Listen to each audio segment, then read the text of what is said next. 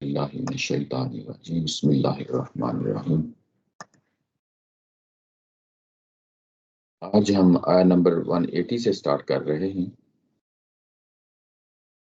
اور پچھلے ہفتے ہم نے جو آیا کور کی تھی صرف 2 ہی پڑھ پائے تھے، 2 ہی آیات، اور یہ قانون قصاص کے حوالے سے تھی۔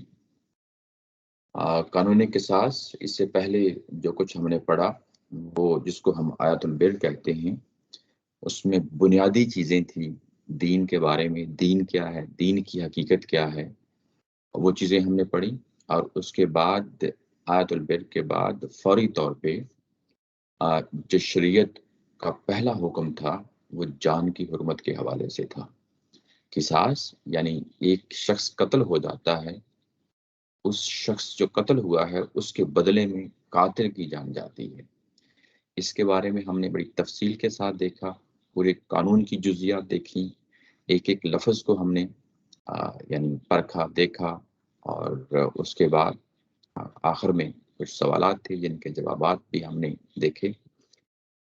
اور اس کے بعد یہ جو ٹاپک تھا، اس کے بعد اگلا جو شریعت کا پہلو ہے وہ ہے وراثت کے حوالے سے، قانون وراثت کے حوالے سے۔ یعنی پہلا جو کلوز تھی یا پہلا قانون تھا شریعت کا جس کے بارے میں ہم آگاہ ہوئے وہ جان کی حرمت ہے، اور اب ہم جو پڑھنے جا رہے ہیں یہ مال کی حرمت ہے۔ جان کی حرمت کے ساتھ مال کی حرمت جڑی ہوئی ہوتی ہے۔ جہاں پہ بھی قرآن مجید میں ذکر آیا ہے وہاں عمومی طور پہ دونوں کا اکٹھے ہی ذکر آیا ہے۔ تو یہاں پہ بھی مال، جان کے بعد مال کی حرمت کا تعلق ہے جو واضح کیا گیا ہے، اور وہ شریعت کا پہلو کیا ہے اس کو ہم پڑھنے جا رہے ہیں۔ کتب علیکم اذا حضر احدکم الموت،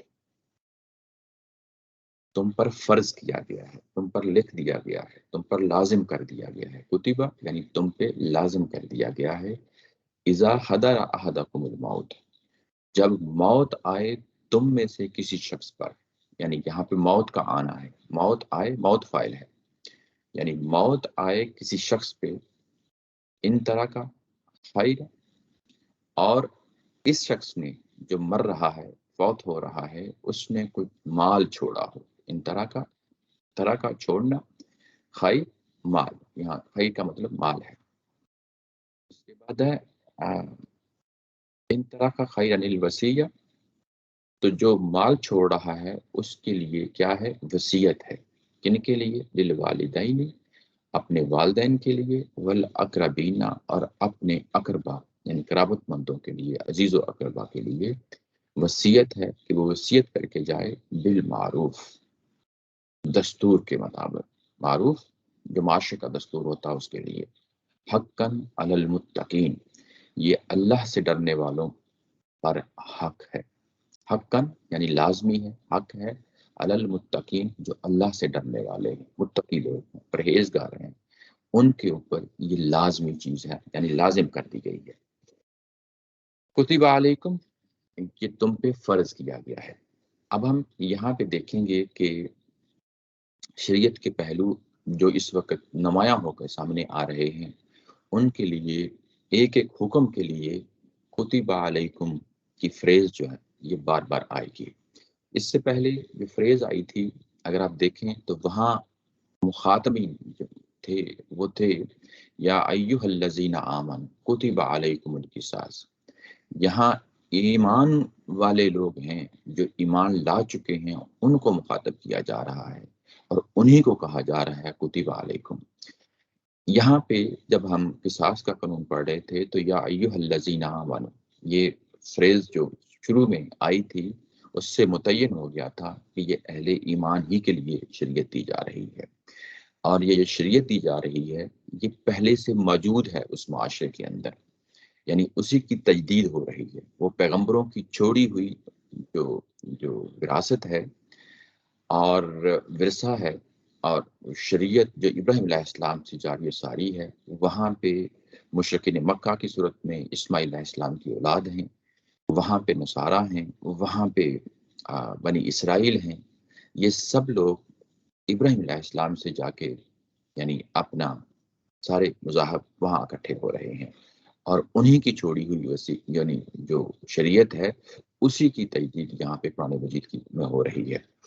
تو یہاں پہ اہل ایمان کو خطاب کیا گیا اور ان کو یہاں پہ لازم کر دیا گیا قصاص۔ اور جب ہم اگلی جو ہے نا حکم پہ جاتے ہیں تو یہاں پہ یا ایھا الذین آمنوا جو ہے نا فریز نہیں ہے، یہ انڈرسٹوڈ ہے، یعنی جس طریقے سے وہاں قصاص ان پہ لازم کر دیا گیا، یہاں پہ جو وصیت ہے وہ لازم کی جا رہی ہے، اور انہی پہ لازم کی جا رہی ہے جو ایمان لائے ہیں۔ اور نیچے کنیکٹر لایا گیا ہے کہ اس طرح مال کے نزاعات سے بچنے کے لیے، یعنی اوپر کیا تھا، جان کی حرمت تھی، جان کی حرمت کو قائم و دائم رکھنے کے لیے اوپر قصاص کا قانون دیا گیا تھا، اور اب جو قانون دیا جا رہا ہے کنیکٹر میں استاد محترم نے واضح کیا ہے کہ اس طرح مال کے نزاعات بھی پیدا ہو سکتے ہیں، آپس میں جھگڑے پیدا ہو سکتے ہیں، تو اس سے بچنے کے لیے تم پہ فرض کیا گیا ہے اذا حضر احدکم الموت، یعنی جب کسی پہ موت آئے، موت کا وقت آئے۔ یہاں موت جو ہے وہ فاعل کی صورت میں لائی گئی ہے۔ موت ایک ایسی چیز ہے کہ جس کو باؤنڈ نہیں کیا جا سکتا، جس کو کنٹرول نہیں کیا جا سکتا، وہ خود حاضر ہو جاتی ہے، اور جب وہ حاضر ہو جاتی ہے تو اس کے لیے لفظ لایا گیا ہے اذا۔ اذا ترجمہ یعنی جب کرتے ہیں اس کا ہم، اور ان آگے بالکل اسی سے ملتے جلتے یعنی ان لایا گیا ہے۔ ان کا مطلب اگر، تو ان دونوں میں کیا فرق ہے؟ یعنی جب اذا آتا ہے تو گویا کہ یہ سب کے ساتھ معاملہ ہونا ہے، اور ان یہ ایکسیپشن ہو سکتا ہے کسی کے ساتھ ہو یا ہو سکتا ہے کسی کے ساتھ نہ ہو۔ تو یہ مال جو ہوتا ہے یہ ضروری نہیں سب کے پاس ہو، جس کے پاس ہو، جو چھوڑ رہا ہو اسی کے لیے ظاہر ہے یہاں پہ اس کا حکم ہے، یہ اس کے لیے حکم نہیں ہے جو مال جس کے پاس مال ہی نہیں ہے۔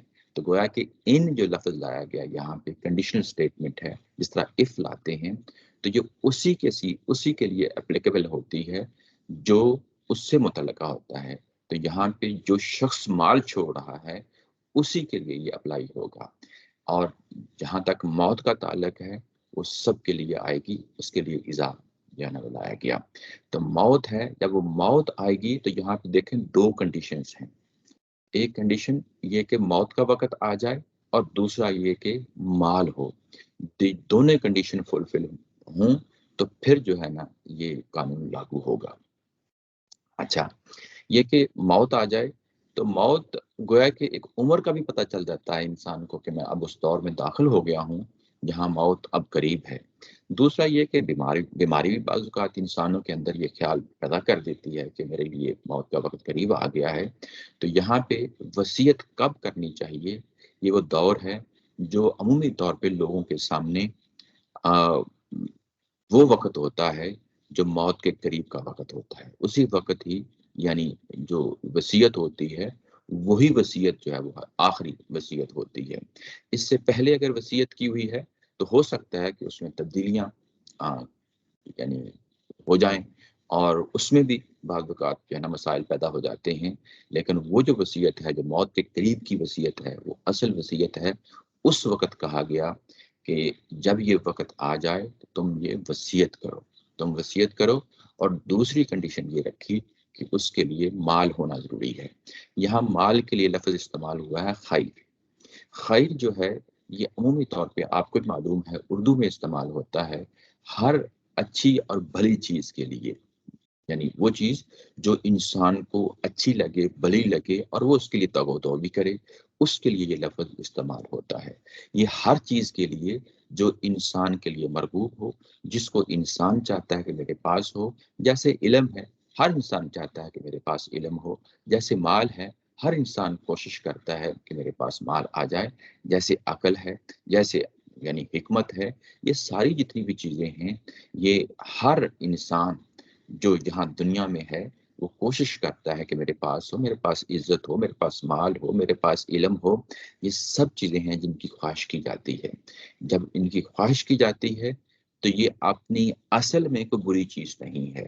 قرآن مجید نے مال کے لیے جگہ جگہ خیر کا لفظ استعمال کیا ہے، گویا کہ یہاں پہ جب خیر کا لفظ استعمال کرتا ہے قرآن مجید تو آپ کو ایک میسج دینا چاہتا ہے۔ وہ میسج یہ ہے کہ عمومی طور پہ جو مذہبی طبقہ ہوتا ہے، خاص طور پہ جو صوفیانہ مزاج رکھتا ہے، جو رہبانیت کا مزاج رکھتا ہے، وہ ہمیشہ مال سے نفرت کرتا ہے۔ وہ مال سے نفرت کرتا ہے، وہ اس سے بھاگنے کی کوشش کرتا ہے. لیکن قرآن مجید یہ کہتا ہے کہ یہ اصل میں مال ہو، علم ہو، عزت ہو، یہ اصل میں اپنی ذات میں برائی نہیں ہے. یہ برائی تب بنتی ہے جب انسان ان کو برے طریقے سے استعمال کرتا ہے.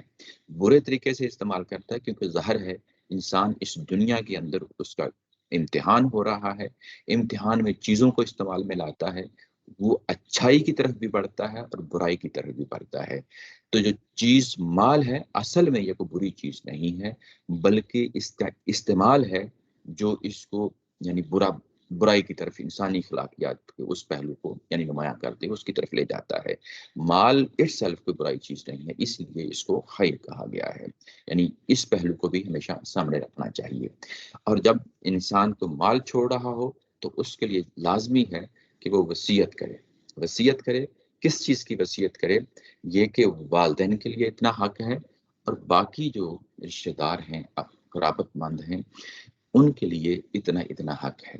وہ حق متعین کر کے جائے. اور جب یہ کیسے حق متعین ہوگا؟ بالمعروف ہوگا، یعنی دستور کے مطابق ہوگا.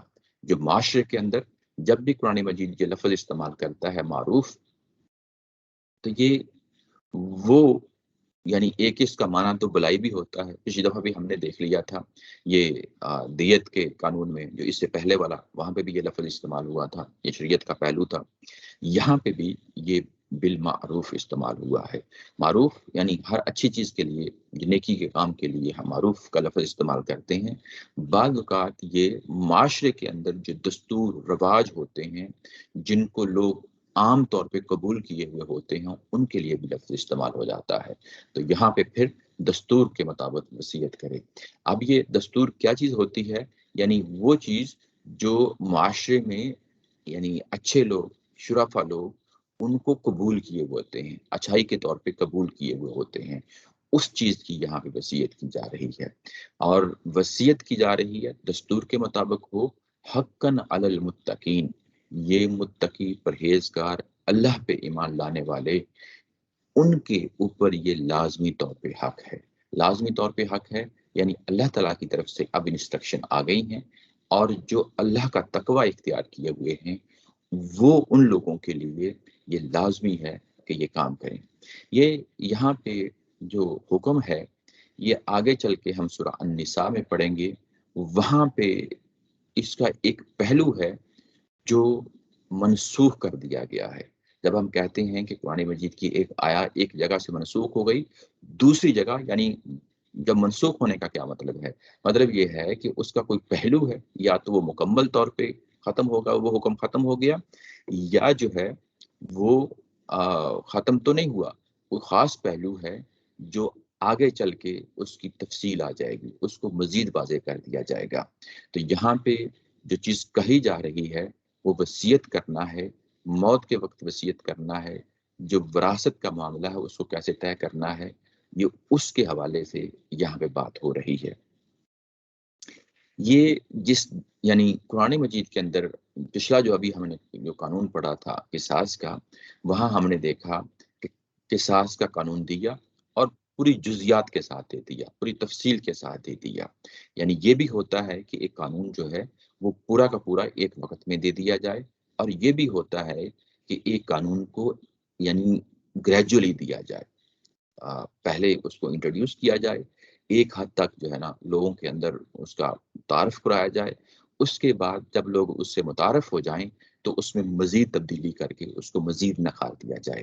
قرآن مجید کے اندر یہ پہلو بھی ہمارے سامنے آتا ہے کہ شریعت کے کچھ خاص پہلو ہیں جو انسانوں کو، اہل ایمان کو گریجولی دیے گئے ہیں، اور یہ وصیت کا، وراثت کا جو پہلو ہے یہ بھی گریجولی دیا گیا ہے. یہ کیوں ضرورت پیش آئی؟ یہ اس لیے ضرورت پیش آتی ہے کہ کچھ چیزوں سے انسان مانوس ہوتے ہیں، وہ جانتے ہیں، عادی ہوتے ہیں، اس کو فوری قبول کر لیتے ہیں. قصاص کا قانون پہلے سے جاری و ساری تھا اور اس میں کچھ تبدیلیاں آ گئی تھیں، وہ قرآن نے جو ہے نا واضح کر دیا کہ یہ ایک کامل مساوات کے ساتھ جو ہے نا امپلیمنٹ ہوگا. لیکن جب وراثت کی بات ہوئی تو اس کا مطلب یہ ہے کہ یہ قانون اپنی مکمل صورت میں بگڑ چکا تھا. یعنی وہ قانون جو ابراہیم علیہ السلام سے جاری و ساری تھا وہ بگڑ چکا تھا. یہ اہل کتاب ہوں ان کے اندر بھی اور جو مشرکین مکہ ہیں ان کے اندر بھی اس کے ہاں بہت بگاڑ آ چکا تھا. جن کو یہ قانون دیا جا رہا ہے ان کی اکثریت ظاہر مکہ سے آئی ہے. مکہ کے اندر ہم دیکھتے ہیں آگے قرآن مجید ذکر کرے گا کئی اور جگہوں پہ کہ وہ کیا چیز تھی جس کی وجہ سے یہ قانون انٹروڈیوس کروایا جا رہا ہے. وہ یہ کہ ان کے معاشرے میں جو والدین تھے ان کو کوئی حق نہیں دیا جاتا تھا. اس طرح دوسرے جو قریبی اقربا رشتہ دار تھے ان کو کوئی حق نہیں دیا جاتا تھا. یعنی اپنی اولاد میں جو صرف میل ہوتے تھے یعنی بیٹے ہوتے تھے اور بیٹوں میں سے بھی جو زیادہ طاقتور ہوتا تھا جو زیادہ جو ہے نا جس کا انفلوئنس ہوتا تھا وہ اس پورے مال کو ہڑپ کر جاتا تھا اپنے والدین کی چھوڑے ہوئے ورثے کو. عام طور پہ ظاہر ہے کہ یہ بڑا بھائی ہوتا تھا. اور یہ جو طریقہ ہے کہ ایک دو یا جو ہے نا باقی جو بھائی ہیں وہ پوری جائیداد کو ہڑپ کر جائیں یہ قابل قبول نہیں ہے. یعنی یہ وصیت یا یہ جو وراثت ہے یہ تقسیم ہونی چاہیے کسی قاعدے کلیے کے تحت بھی ہمیں تقسیم ہونی چاہیے. ابھی کیونکہ انیشلی ابھی یہ قوم ذہنی طور پہ تیار نہیں تھی. مال ایک ایسی چیز ہے جس کی محبت میں انسان گرفتار ہو جاتا ہے لالچ میں آ جاتا ہے. تو اگر کوئی تبدیلی کرنی ہے کسی معاشرے میں کوئی چیز انٹروڈیوس کروانی ہے تو گریجولی ہی کی جائے گی. اگر آپ یکدم ایک قانون دے دیں گے تو وہاں پہ مسائل کھڑے ہو جائیں گے. اللہ تعالیٰ کی ذات بھی جب انسانوں کے ساتھ معاملہ کر رہی ہے دیکھیں کتنی خوبصورت بات ہے. جب انسانوں کے ساتھ معاملہ کر رہی ہے ایسا نہیں ہے کہ قانون دیا اور امپوز کر دیا کہ بھائی تم میری ذات پہ ایمان لے آئے ہو اب اس کے بعد میں جو بھی قانون دوں اس کو قبول کر لوں. نہیں, انسانوں کے ساتھ جب بھی معاملہ کیا جائے گا ہمیشہ انسانوں کی فطرت انسانوں کی نیچر انسانوں کی جو شخصیتیں ہیں اس کو سامنے رکھ کے قانون دیا جائے گا. تو یہاں پہ بھی جو قانون دیا جا رہا ہے وہ اس پہلو کو سامنے رکھ کے دیا جا رہا ہے کہ ابھی انسان عادی نہیں ہے کیونکہ ان کے ہاں جو تصور پایا جاتا ہے وراثت کا اگر یکدم ایک قانون دے دیا گیا تو اس میں ہو سکتا ہے کہ ریاکشن آ جائے. یعنی لوگ اس کو عام طور پہ ظاہر ہے کہ جو اہل ایمان ہوں گے گڑے ہوئے ہوں گے وہ فوری طور پہ قبول کر لیں گے. لیکن ہو سکتا ہے کہ معاشرے کے اندر دوسرے لوگ وہ اس کو یعنی قبول نہ کریں اس طریقے سے تو پھر ایک تربیت کے نظام سے گزارا جاتا ہے. تو اس سٹیج پہ انیشل سٹیج پہ بس اتنا ہی کہا گیا کہ تم اپنے طور پہ جو تمہارے اندر شرفا حضرات جو ہیں جو نیک لوگ ہیں اچھے لوگ ہیں جس رواج کے تحت تم یہ اب وصیت کرو مال دو ان لوگوں کو دو جو تمہارے والدین ہیں اور قریبی اعزاء اور اقربا ہیں ان کے درمیان ایک بھلے طریقے سے اس چیز کو تقسیم کرو. اچھا, یہ جو وصیت ہے یہ آگے چل کے سورہ النساء کے اندر ہم دیکھیں گے وہاں ہمیں بڑی تفصیل کے ساتھ تمام جزیات کو ایک ایک کر کے بیٹے کے لیے کیا حق ہے بیٹی کے لیے کیا حق ہے شوہر کے لیے کیا حق ہے بیوی کے لیے کیا حق ہے والدین کے لیے کیا حق ہے اور باقی رشتہ داروں کے لیے کیا حق ہے وہاں جا کے ہم دیکھیں گے بڑی تفصیل کے ساتھ دیکھیں گے. جب ہم وہاں پہنچیں گے تو وہ جو وصیت ہے وہ وصیت اللہ تعالیٰ کی ذات نے خود کی ہے.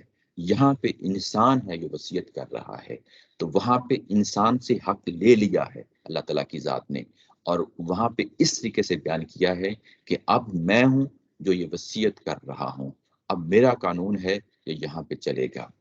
اچھا, جب وہ چلے گا تو اس کی نوعیت بھی وہاں پہ واضح کر دی کہ یہ اصلاً جو ہے رشتہ داری کی بنیاد پہ ہے منفعت کی بنیاد پہ ہے. یعنی یہ جتنے بھی وراثت کے جو حصے طے ہوں گے وہ منفعت کی بنیاد پہ ہوں گے رشتہ داری کی بنیاد پہ ہوں گے. لیکن کیا پھر بھی ہم جو ہے نا ان رشتہ داروں کو وصیت کر سکتے ہیں اس قانون کو بھی سامنے رکھیں اور جو وہاں قانون بیان ہوا ہے اس کو بھی سامنے رکھیں تو یہ اصلاً یعنی رشتہ داری کی بنیاد پہ جو کچھ طے ہو جاتا ہے وہ وہی کچھ ہوگا یہ سورہ النساء کے اندر ہے. لیکن کیا رشتہ داری سے ہٹ کے اگر کوئی ضرورت پیدا ہو جاتی ہے یا نہ کوئی اولاد نے کوئی ایسی خدمت کی ہے یا رشتہ داروں نے کوئی ایسی خدمت کی ہے کیا پھر بھی یہ وصیت کا حق ختم ہو جاتا ہے؟ نہیں. اس آیت کو اور جو وہاں آیت بیان ہوئی ہے دونوں کو ملا کے دیکھتے ہیں تو ہمیں ایک نتیجے پہ پہنچتے ہیں کہ دیکھیں ایک چیز ہوتی ہے ضرورت اور وہ جو ضرورت ہے وہ اس کی مثال میں آپ کے سامنے رکھتا ہوں. ہو سکتا ہے کہ اولاد میں سے کوئی معذور ہو، باقی سب بہن بھائی کمانے والے ہوں، جو معذور ہے وہ تو کما نہیں سکتا، یا معذوری ہو سکتی ہے یا اولاد چھوٹی ہو سکتی ہے۔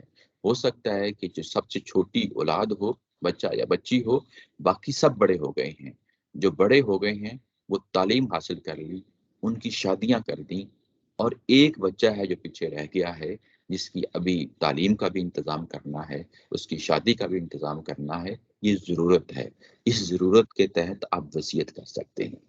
یہ ایک پہلو۔ دوسرا پہلو جو ہے وہ خدمت کا پہلو بھی ہو سکتا ہے، جیسے آج کے دور میں ایک بڑی نمایاں مثال سامنے آ جاتی ہے کہ اولاد میں سے سب کے سب جو ہے نا بیرون ملک چلے جاتے ہیں، کوئی ایک آدھ گھر میں جو ہے نا والدین کے پاس رہ جاتا ہے۔ وہ شخص جو ساری زندگی والدین کی خدمت کرتا ہے، اور والدین جب فوت ہوتے ہیں تو ہو سکتا ہے کہ اب اس مرحلے پہ والدین کچھ چاہیں کہ کیونکہ اس شخص نے ہماری خاص خدمت کی ہے، کچھ تھوڑا سا حصہ اس کو دے دیں۔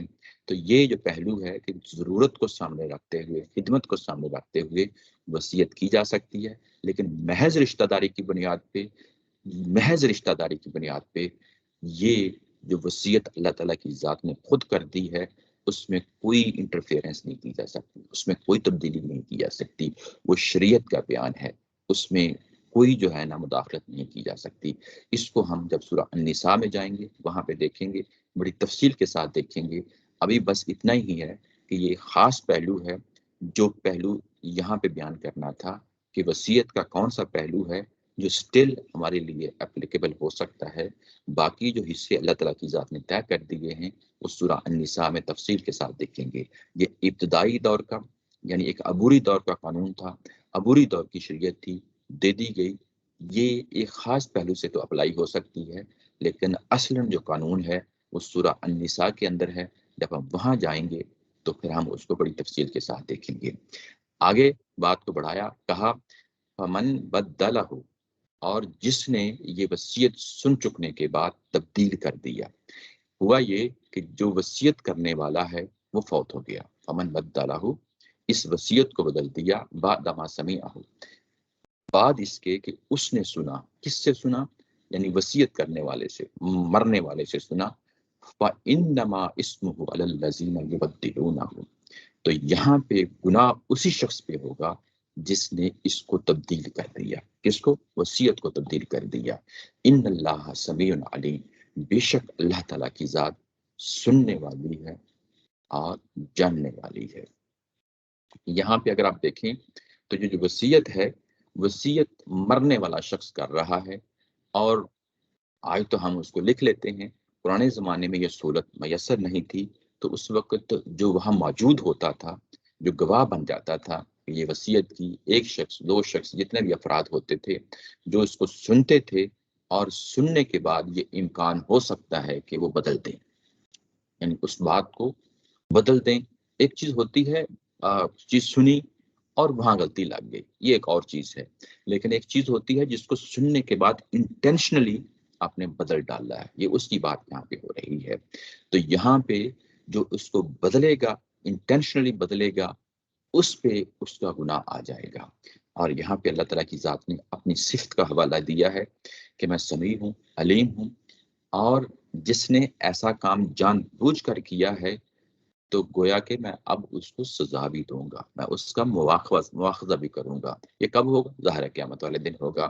تو یعنی یہ گناہ جو ہے اس کا مواخذہ ہوگا، اس کی سزا ہوگی، یہ انہی کو ہوگی جو سننے کے بعد اس کو بدل ڈالیں گے۔ فمن خاف من موصٍ جنفا او اثما فاصلح بینہم فلا اثم علیہ، اور جو اس چیز کا خوف رکھتا ہو، فمن خاف، خوف رکھتا ہو، ڈرتا ہو، اندیشہ رکھتا ہو، گمان کرتا ہو، کس کی طرف سے؟ من محسن، جو وصیت کرنے والا ہے اس کی طرف سے کوئی اندیشہ رکھتا ہو۔ کس چیز کا اندیشہ رکھتا ہو؟ جنفن، جنفن یہاں پہ لفظ لایا گیا ہے۔ جنف یہاں پہ ترجمہ کیا گیا ہے جانبداری۔ یہ اصل میں ہے کیا چیز ہے؟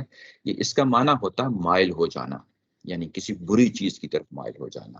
تو جب کوئی شخص کسی، کیونکہ جس کانٹیکسٹ میں بات ہو رہی ہے، تو یہاں پہ برائی کی طرف مائل ہو جانے کا کیا مطلب ہے کہ نصیحت کرنے والے نے کوئی غلط کام کی طرف جو ہے نا وہ مائل ہو گیا ہے، غلط کام کی طرف کیا مائل ہو گیا ہے کہ کسی کا حق مار دیا ہے اور کسی کو زیادہ دے دیا ہے اور کسی کو کام کر دیا ہے. اسی کو تو جانبداری کہتے ہیں. یعنی جس کا جو حق تھا وہ نہیں دیا، کسی کو زیادہ دے دیا، کسی کو کم دے دیا، اس کو جانبداری کہتے ہیں. اور یہی لفظ جنافن اس کا یعنی معنی ہے. یہ ایک اور اس کے بعد او کا لفظ لایا گیا یا اسمن. اسمن کہتے ہی جو ہے نا وہ حق تلفی کو ہے. حق تلفی کیا ہوتی ہے؟ کسی سے کوئی حق چھین لینا. تو یہاں پہ دونوں پہلو آ گئے، ایک جانبداری یعنی کسی کو زیادہ دے دینا، کسی کو کم دے دینا، اور اس کے بعد اسم کا لفظ لایا گیا.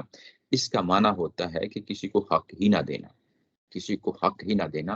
حق تلفی تو یہی ہوتی نا کہ کسی کو اس کا حق ہی مار دینا، حق ہی نہ دینا. اس کے لیے حق تلفی ہے، اسم کا لفظ لایا گیا ہے. جنافن یعنی یہ کہ جانبداری. اگر مرنے والے کی طرف سے کسی طرح کی جانبداری یا حق تلفی کا اندیشہ ہو تو اس کے بعد کہا گیا فَأَصْلَحَ بَيْنَهُمْ، تو ان کے درمیان صلح کرا دی جائے. ان کے درمیان صلح کرا دی جائے. کن کے درمیان صلح کرا دی جائے؟ یعنی جنہوں نے وصول کرنا ہے ان کے درمیان صلح کرا دی جائے. اب یہاں پہ دیکھیں، ہو سکتا ہے کہ جس نے یہ وصیت سنی اور اس کو خود محسوس ہوا کہ یہاں کوئی جانبداری یا حق تلفی کا معاملہ ہے. یہ بات ون سائیڈڈ ہے. ہو سکتا ہے کہ جو سننے والا ہے اس کو یہ محسوس ہو رہا ہو، لیکن جنہوں نے وصول کرنا ہے، جو وارث ہیں، ان کے نزدیک یہ معاملہ نہ ہو. یہاں پہ جو فمن خاف ہمیں محسن کو سامنے رکھیں، جنفن اور اسمن اس کو بھی سامنے رکھیں.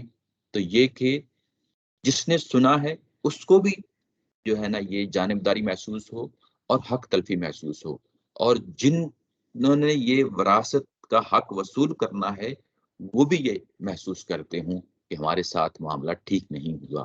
جب دونوں فریق یہ محسوس کرتے ہوں تب یہ کہا گیا ہے کہ وہ لوگ جنہوں نے سنا ہے وہ آگے بڑھیں، اور جنہوں نے وصول کرنا ہے ان کے درمیان کوئی جھگڑا پیدا ہو گیا ہے. یعنی یہ انڈر لائنگ سٹیٹمنٹ یہی ہے کہ فاصلہ، یہ صلح کس نے کرانی ہے؟ صلح انہوں نے کرانی ہے جنہوں نے اس وصیت کو سنا تھا، لیکن یہ کہ جانبداری کا معاملہ ہو گیا ہے یا حق تلفی کا معاملہ ہو گیا ہے، یہ سب لوگوں کے درمیان کامن ہو. جنہوں نے سنا وہ بھی محسوس کریں اور جنہوں نے وصول کرنا ہے وہ بھی محسوس کریں. تو اس صورت میں یہ کہا گیا کہ فلا اسم علیہ. تو جس شخص نے اس کو سنا تھا اب اس پہ گناہ کا بار نہیں، گناہ کا بوجھ نہیں ہوگا. پیچھے یہی کہا تھا نا کہ جو اس وصیت کو بدل ڈالے گناہ اس پہ ہوگا. تو اب ایک صورت ہے، ایک ایکسیپشن ہے جس کو بیان کیا جا رہا ہے، وہ یہ کہ اگر کوئی حق تلفی کا یا جانبداری کا کوئی اندیشہ ہے تو اس صورت میں اب گناہ نہیں ہوگا اگر یہ وصیت کی جو لکھی گئی ہے یا سنی گئی ہے اس کو بدل ڈالا جائے. ان اللہ غفور الرحیم، بے شک اللہ تعالیٰ کی ذات غفور ہے، بخشنے والی ہے، اور وہ رحیم بھی ہے. اوپر سمیع علیم آیا تھا، اب نیچے دوسری دو صفات کا حوالہ دیا ہے. سمیع علیم وارننگ کے لیے تھا کہ اگر تم بدل دیتے ہو وصیت کو تو میں دیکھ رہا ہوں اس کا مواخذہ بھی کروں گا. لیکن جب یہاں پہ ایک وجہ بتا دی گئی کہ جس میں اس وصیت کو تبدیل بھی کیا جا سکتا ہے اور تبدیل ہونے کی وجہ بھی بتا دی گئی کہ وہ سب کے سب درمیان کامن ہو. ایسا نہیں کہ کسی ایک شخص نے سنا اور اس کو محسوس ہو رہا ہو، نہیں، بلکہ جو اصل وارث ہیں وہ بھی محسوس کر رہے ہوں، سننے والے بھی محسوس کر رہے ہوں. تب اس میں اگر وصیت جو ہے وہ تبدیل کر دی جاتی ہے تو اس میں اب صلح جوئی کے ساتھ جو کچھ بھی طے ہوگا جب بدلا جائے گا وصیت میں، تو اس میں کوئی حرج کی بات نہیں ہے. اللہ تعالیٰ کی ذات نے پھر اپنی دو صفات کا حوالہ دیا ہے کہ اب میں یعنی بخش دوں گا، میری رحمت کا تقاضا ہے اور یہ میں اس کو قبول کر لوں گا تمہارے اس اسٹیپ کو.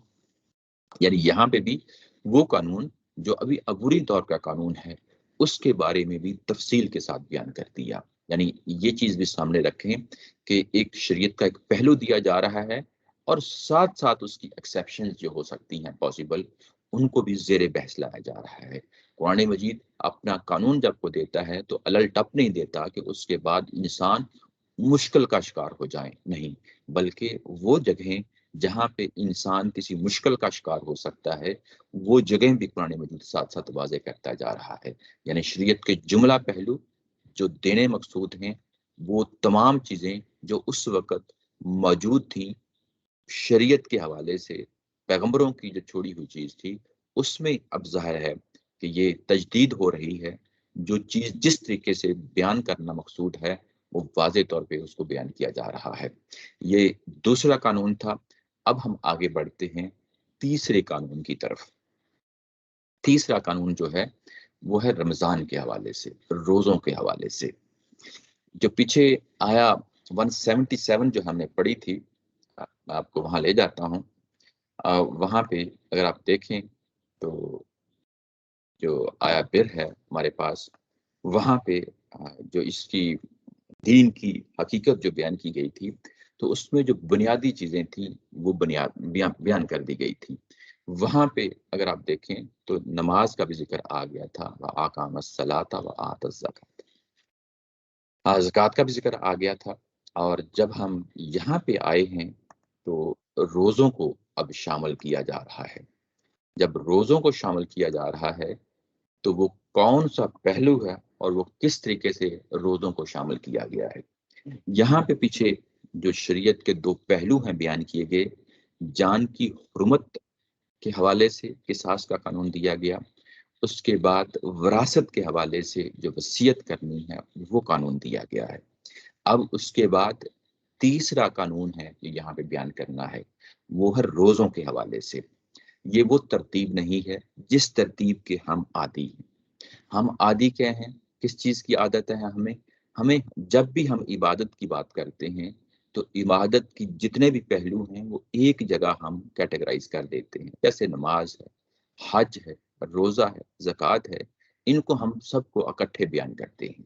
لیکن قرآن مجید کا جو اسلوب ہے وہ ایسا نہیں ہے، وہ موقع محل کے مطابق ان چیزوں کو بیان کر دیتا ہے۔ پیچھے جب دین کی روح بیان کرنی تھی تو اس وقت نماز اور زکوٰۃ کا حوالہ دے دیا، لیکن رمضان کا، روزوں کا حوالہ کب دیا؟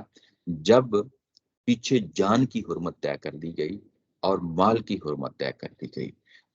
جب جان اور مال کی حرمت طے کر دی گئی تو اب وہ موقع پیدا ہو گیا، کیونکہ پیچھے جو قانون تھا وہ ہم سمجھ رہے ہیں کہ قصاص کا قانون تو فوری طور پہ دے دیا گیا، لیکن جو وراثت کا قانون ہے وہ گریجولی آگے بڑھے گا۔ وہ گریجولی آگے بڑھے گا، انسانوں کی تربیت کرنا مقصود ہے۔ تو یہاں روک کر اللہ تعالیٰ کی ذات نے ایک نئی چیز، نئی عبادت جو ہے وہ فرض کی جا رہی ہے تاکہ انسانوں کا تزکیہ کیا جا سکے، انسانوں کو اس مقصد کے لیے تیار کیا جا سکے جس مقصد کے لیے یہ شریعت دی جا رہی ہے۔ اصل چیز شریعت پہ عمل پیرا ہونا ہے۔ عمل پیرا ہونے کے لیے ایک سلیبس دیا جا رہا ہے، ایک نصاب دیا جا رہا ہے کہ تمہیں جو شریعت دی جا رہی ہے اس کے دو پہلو ہیں جو ابھی تمہارے سامنے آئے ہیں۔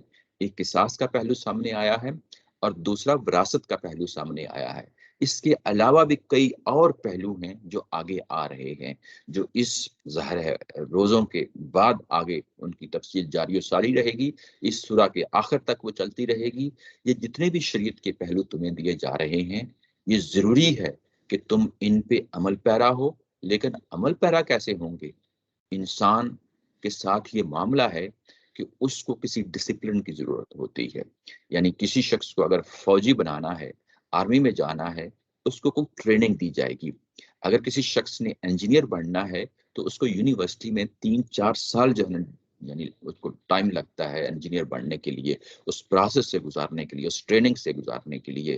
ایسے ہی کسی نے میڈیکل ڈاکٹر بننا ہے تو اس کو بھی میڈیکل کالج کے اندر ایک عرصہ گزارا جاتا ہے، اس کا مزاج بنایا جاتا ہے، اس کو تعلیم دی جاتی ہے، اس کو تربیت دی جاتی ہے، اس کے ساتھ وہ جو اس نے فیلڈ کے اندر کام کرنا ہے وہ تمام تجربات سے اس کو گزارا جاتا ہے، پھر کہیں وہ اس قابل ہوتا ہے۔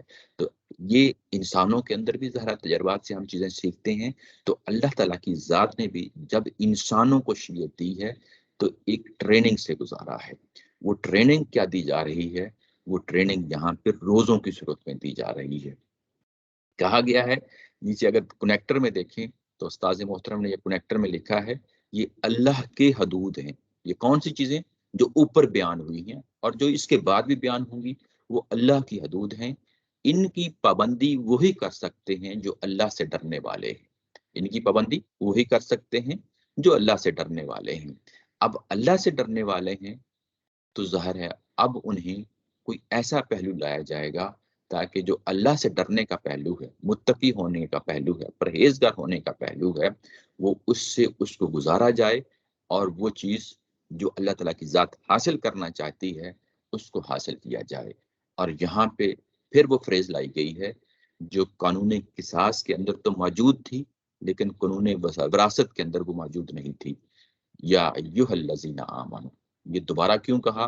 اس لیے کہا کہ اب یہاں پر روک کے بات کرنی ہے، یعنی وہاں پہ اگر آپ دیکھیں تو یہ قصاص، قانون قصاص کے اندر تو یہ فریز آئی تھی، لیکن یہ کتب علیکم اذا حضر احدکم الموت، جب یہ وصیت کا معاملہ آیا تو اس کو رپیٹ نہیں کیا گیا، انڈرسٹوڈ تھا کہ مخاطبین وہی ہیں، لیکن یہاں پہ جب پہنچے ہیں تو یہاں پہ روک کے پھر جو ہے نا مخاطب کیا گیا ہے اہل ایمان کو۔ جب ایسے مخاطب کیا جا رہا ہے تو اللہ تعالیٰ کی ذات اصل بتانا یہ ہے کہ یہاں ایک خاص جگہ آ گئی ہے، کوئی میں چیز ایمفیسائز کرنا چاہتا ہوں، میں زور دے کے بات کرنا چاہتا ہوں۔ ہو سکتا ہے کہ جو شریعت کا جو تمہیں پہلو دیا جا رہا ہے اس کا کوئی ایک علیحدہ سے پہلو بیان کرنا ہو، اس کو زور دینے کے لیے یہ کہا جا رہا ہے یا ایھا الذین آمنوا، جو ایمان لائے ہو، کتب علیکم الصیام، یہ وہی ٹون ہے، وہی الفاظ ہیں، وہی زبان ہے جو اوپر قصاص کے لیے استعمال ہوئی ہے اور اس کے بعد قانون وراثت کے لیے استعمال ہوئی ہے، اور یہی الفاظ یہاں پہ رمضان کے لیے استعمال ہوئے ہیں۔ تم پہ فرض کر دیا گیا ہے سیام کو، لفظ سیام بھی آتا ہے اور سوم بھی آتا ہے، یہ دونوں وربل ناؤنز ہیں ساما کے۔ ساما کا مطلب ہوتا ہے رک جانا، یعنی یہ لفظی معنی ہے، عربوں میں استعمال ہوتا، تب بھی استعمال ہوتا تھا، اب بھی استعمال ہوتا ہے، لیکن سیام اور سوم جو ہیں یہ ٹیکنیکل ورڈز ہیں، اصطلاحی لفظ ہیں۔ یہ وہ کون سے اصطلاحی لفظ ہیں؟ یعنی معروف و معلوم، یعنی یہ الفاظ ہیں پہلے سے موجود ہیں معاشرے کے اندر۔ جیسے ہم روزہ بولتے ہیں لفظ، یوں ہی روزہ لفظ بولتے ہیں تو ہمارے سامنے پوری پکچر سامنے آ جاتی ہے کہ یہ کس چیز کے بارے میں کہا جا رہا ہے۔ ایسے ہی سوم اور سیام کا جب لفظ، سیام کا لفظ استعمال ہوتا ہے عربی زبان میں اور قرآن مجید کے مخاطبین کے سامنے، تو ان کے لیے یہ واضح لفظ ہے کہ اب اس کا کیا معنی ہے، یہ کس چیز کے لیے جو ہے نا یہ لفظ استعمال کیا جا رہا ہے۔ کما کتبہ، بالکل ایسے ہی جیسے کہ فرض کیا گیا، کما کتبہ علی الذین من قبلکم، تم سے پہلے لوگوں پہ فرض کیا گیا، علی الذین من قبلکم لعلکم تتقون، تاکہ تم پرہیزگاری اختیار کرو، اللہ کا تقوی اختیار کرو، اللہ سے ڈرنے والے بن جاؤ۔ یہ لفظی ترجمہ تھا، یعنی یہ دوبارہ سے روک کے اہل ایمان کو کہا گیا ہے کہ تم پہ ایک اور چیز ہے جو فرض کی جا رہی ہے۔ یہ اپنی نوعیت میں کیا چیز ہے؟ یہ رمضان ہے، یہ روزے ہیں، روزے ہیں جو فرض کیے جا رہے ہیں۔ اور روزوں کے بارے میں کہا یہ کوئی ایسی چیز نہیں ہے کہ جو پہلی دفعہ تم پہ فرض کی جا رہی ہو، بلکہ تم سے جو پہلی امتیں ہیں، جو تم سے پہلے لوگ ہیں، ان پہ بھی یہ عبادت ہمیشہ کے لیے فرض رہی ہے۔ فرض ہونے کی کیا نوعیت تھی، وہ کون سے مہینے تھے، وہ کون سے ایام تھے، قرآن مجید اس کو یہاں پہ ذکر نہیں کر رہا۔ یہاں پہ جو پہلو ہے وہ یہ ذکر کر رہا ہے کہ یہ روزہ اپنی عبادت کے لحاظ سے یہ جیسے تم پہ فرض کیا جا رہا ہے، پہلی قوموں پہ بھی ہم نے فرض کیا ہے، اور تمہارے موجود ہیں، تمہارے سامنے موجود ہیں وہ لوگ جیسے نصارہ ہیں، جیسے اہل کتاب یعنی بنی اسرائیل ہیں، اور ان کو خود بھی معلوم تھا، یعنی یہ جو بنی اسماعیل ہیں مشرکین مکہ جہاں سے یہ لوگ مسلمان ہو کے آئے، ان کو خود بھی معلوم تھا کہ یہ عبادت کیا ہے۔ اب جبکہ یہاں پہ ان کو یہ چیز بیان کی جا رہی ہے تو اس کو نتیجے کے طور پہ یہ کہا جا رہا ہے کہ تمہارے لیے کیا چیز ہے جو میں حاصل کرنا چاہتا ہوں اللہ تعالیٰ کی ذات، تاکہ تمہارے اندر وہ تقوی کی صلاحیت پیدا ہو، تمہارے اندر تقوی کی صلاحیت پیدا ہو۔ تقوی کے جو معنی اور مفہوم ہے وہ ہم جب آیات بر پڑھ رہے تھے بڑی تفصیل کے ساتھ دیکھا تھا، یہ تقوی کا کیا معنی ہے۔ تقوی بعض جگہوں پہ اپنے پورے مفہوم میں استعمال ہو جاتا ہے۔ پورا مفہوم کیا ہے؟ یعنی کچھ چیزوں سے بچنا ہے اور کچھ چیزوں کو اختیار کرنا ہے، اس کو تقوی کہتے ہیں۔ یعنی یہ لفظاً اصلی طور پہ یعنی لفظی معنی میں اگر دیکھا جائے تو اس کا معنی بچنا ہوتا ہے، یعنی اس کی مثال ایک صحابی رسول نے دی ہے اور بڑی خوبصورت طریقے سے دی ہے کہ کسی نے پوچھا کہ یہ تقویٰ کیا ہوتا ہے، تو انہوں نے آگے سے ایک مثال پیش کی تھی۔ وہ مثال کیا ہے کہ جب تم کانٹے دار جھاڑیوں کے پاس سے گزرتے ہو تو تم کیا کرتے ہو؟ تم اپنے کپڑوں کو سمیٹ لیتے ہو، اپنے لباس کو سمیٹ لیتے ہو، اس لیے سمیٹتے ہو کہ تمہیں کوئی تکلیف نہ پہنچے، اپنے بچاؤ کے لیے تم یہ کرتے ہو۔ تو یہ دونوں کام جو تم کر رہے ہوتے ہو، ایک یہ کہ منفی پہلو تمہیں کوئی تکلیف نہ پہنچے، اور ایک مثبت پہلو کہ اپنے آپ کو بچا رہے ہوتے ہو۔ تو جب تقویٰ کا معنی آتا ہے، تقویٰ کا لفظ آتا ہے، تو اس کا جب یہ کہا جاتا ہے کہ اپنے مکمل مفہوم میں استعمال ہوا ہے، تو وہ کیا پہلو ہے جو مکمل مفہوم میں استعمال ہوا؟ یہ پہ کچھ چیزوں سے بچنا ہے۔ وہ چیزیں کون سی ہیں جن سے بچنا ہے؟ یعنی وہ پیچھے ہم پڑھ آئے ہیں، آیا بیر میں پڑھ آئے ہیں، اور کچھ چیزیں کرنی ہیں۔ جو کرنی ہیں وہ عہد معاہدے ہیں۔ وہ عہد معاہدے کیا ہیں؟ ہاں، وہ اللہ تعالیٰ کی ذات کے حوالے سے ہوں، والدین کے حوالے سے ہوں، معاشرے میں جو ہے نا جو کمزور طبقات ہیں ان کے حوالے سے ہوں۔ یہ تمام ذمہ داریاں جب آپ ادا کر دیتے ہیں تو یہ تقویٰ پیدا ہوتا ہے۔ وہاں پہ بھی یہی لفظ استعمال ہوا تھا، تقویٰ پیدا ہوتا ہے۔ اور جن چیزوں سے بچنا ہے وہ کیا چیزیں ہیں؟ وہ حق تلفی ہے، وہ ظلم ہے، وہ غصہ ہے، وہ یہ کہ خیانت کرنا ہے، گبن کرنا ہے، دوسروں پر ظلم کرنا ہے، زیادتی کرنا ہے، جھوٹ بولنا ہے، یعنی جتنی برائیاں آپ اخلاقی طور پہ کہہ سکتے ہیں وہ ساری کی ساری اس کے اندر آ جاتی ہیں۔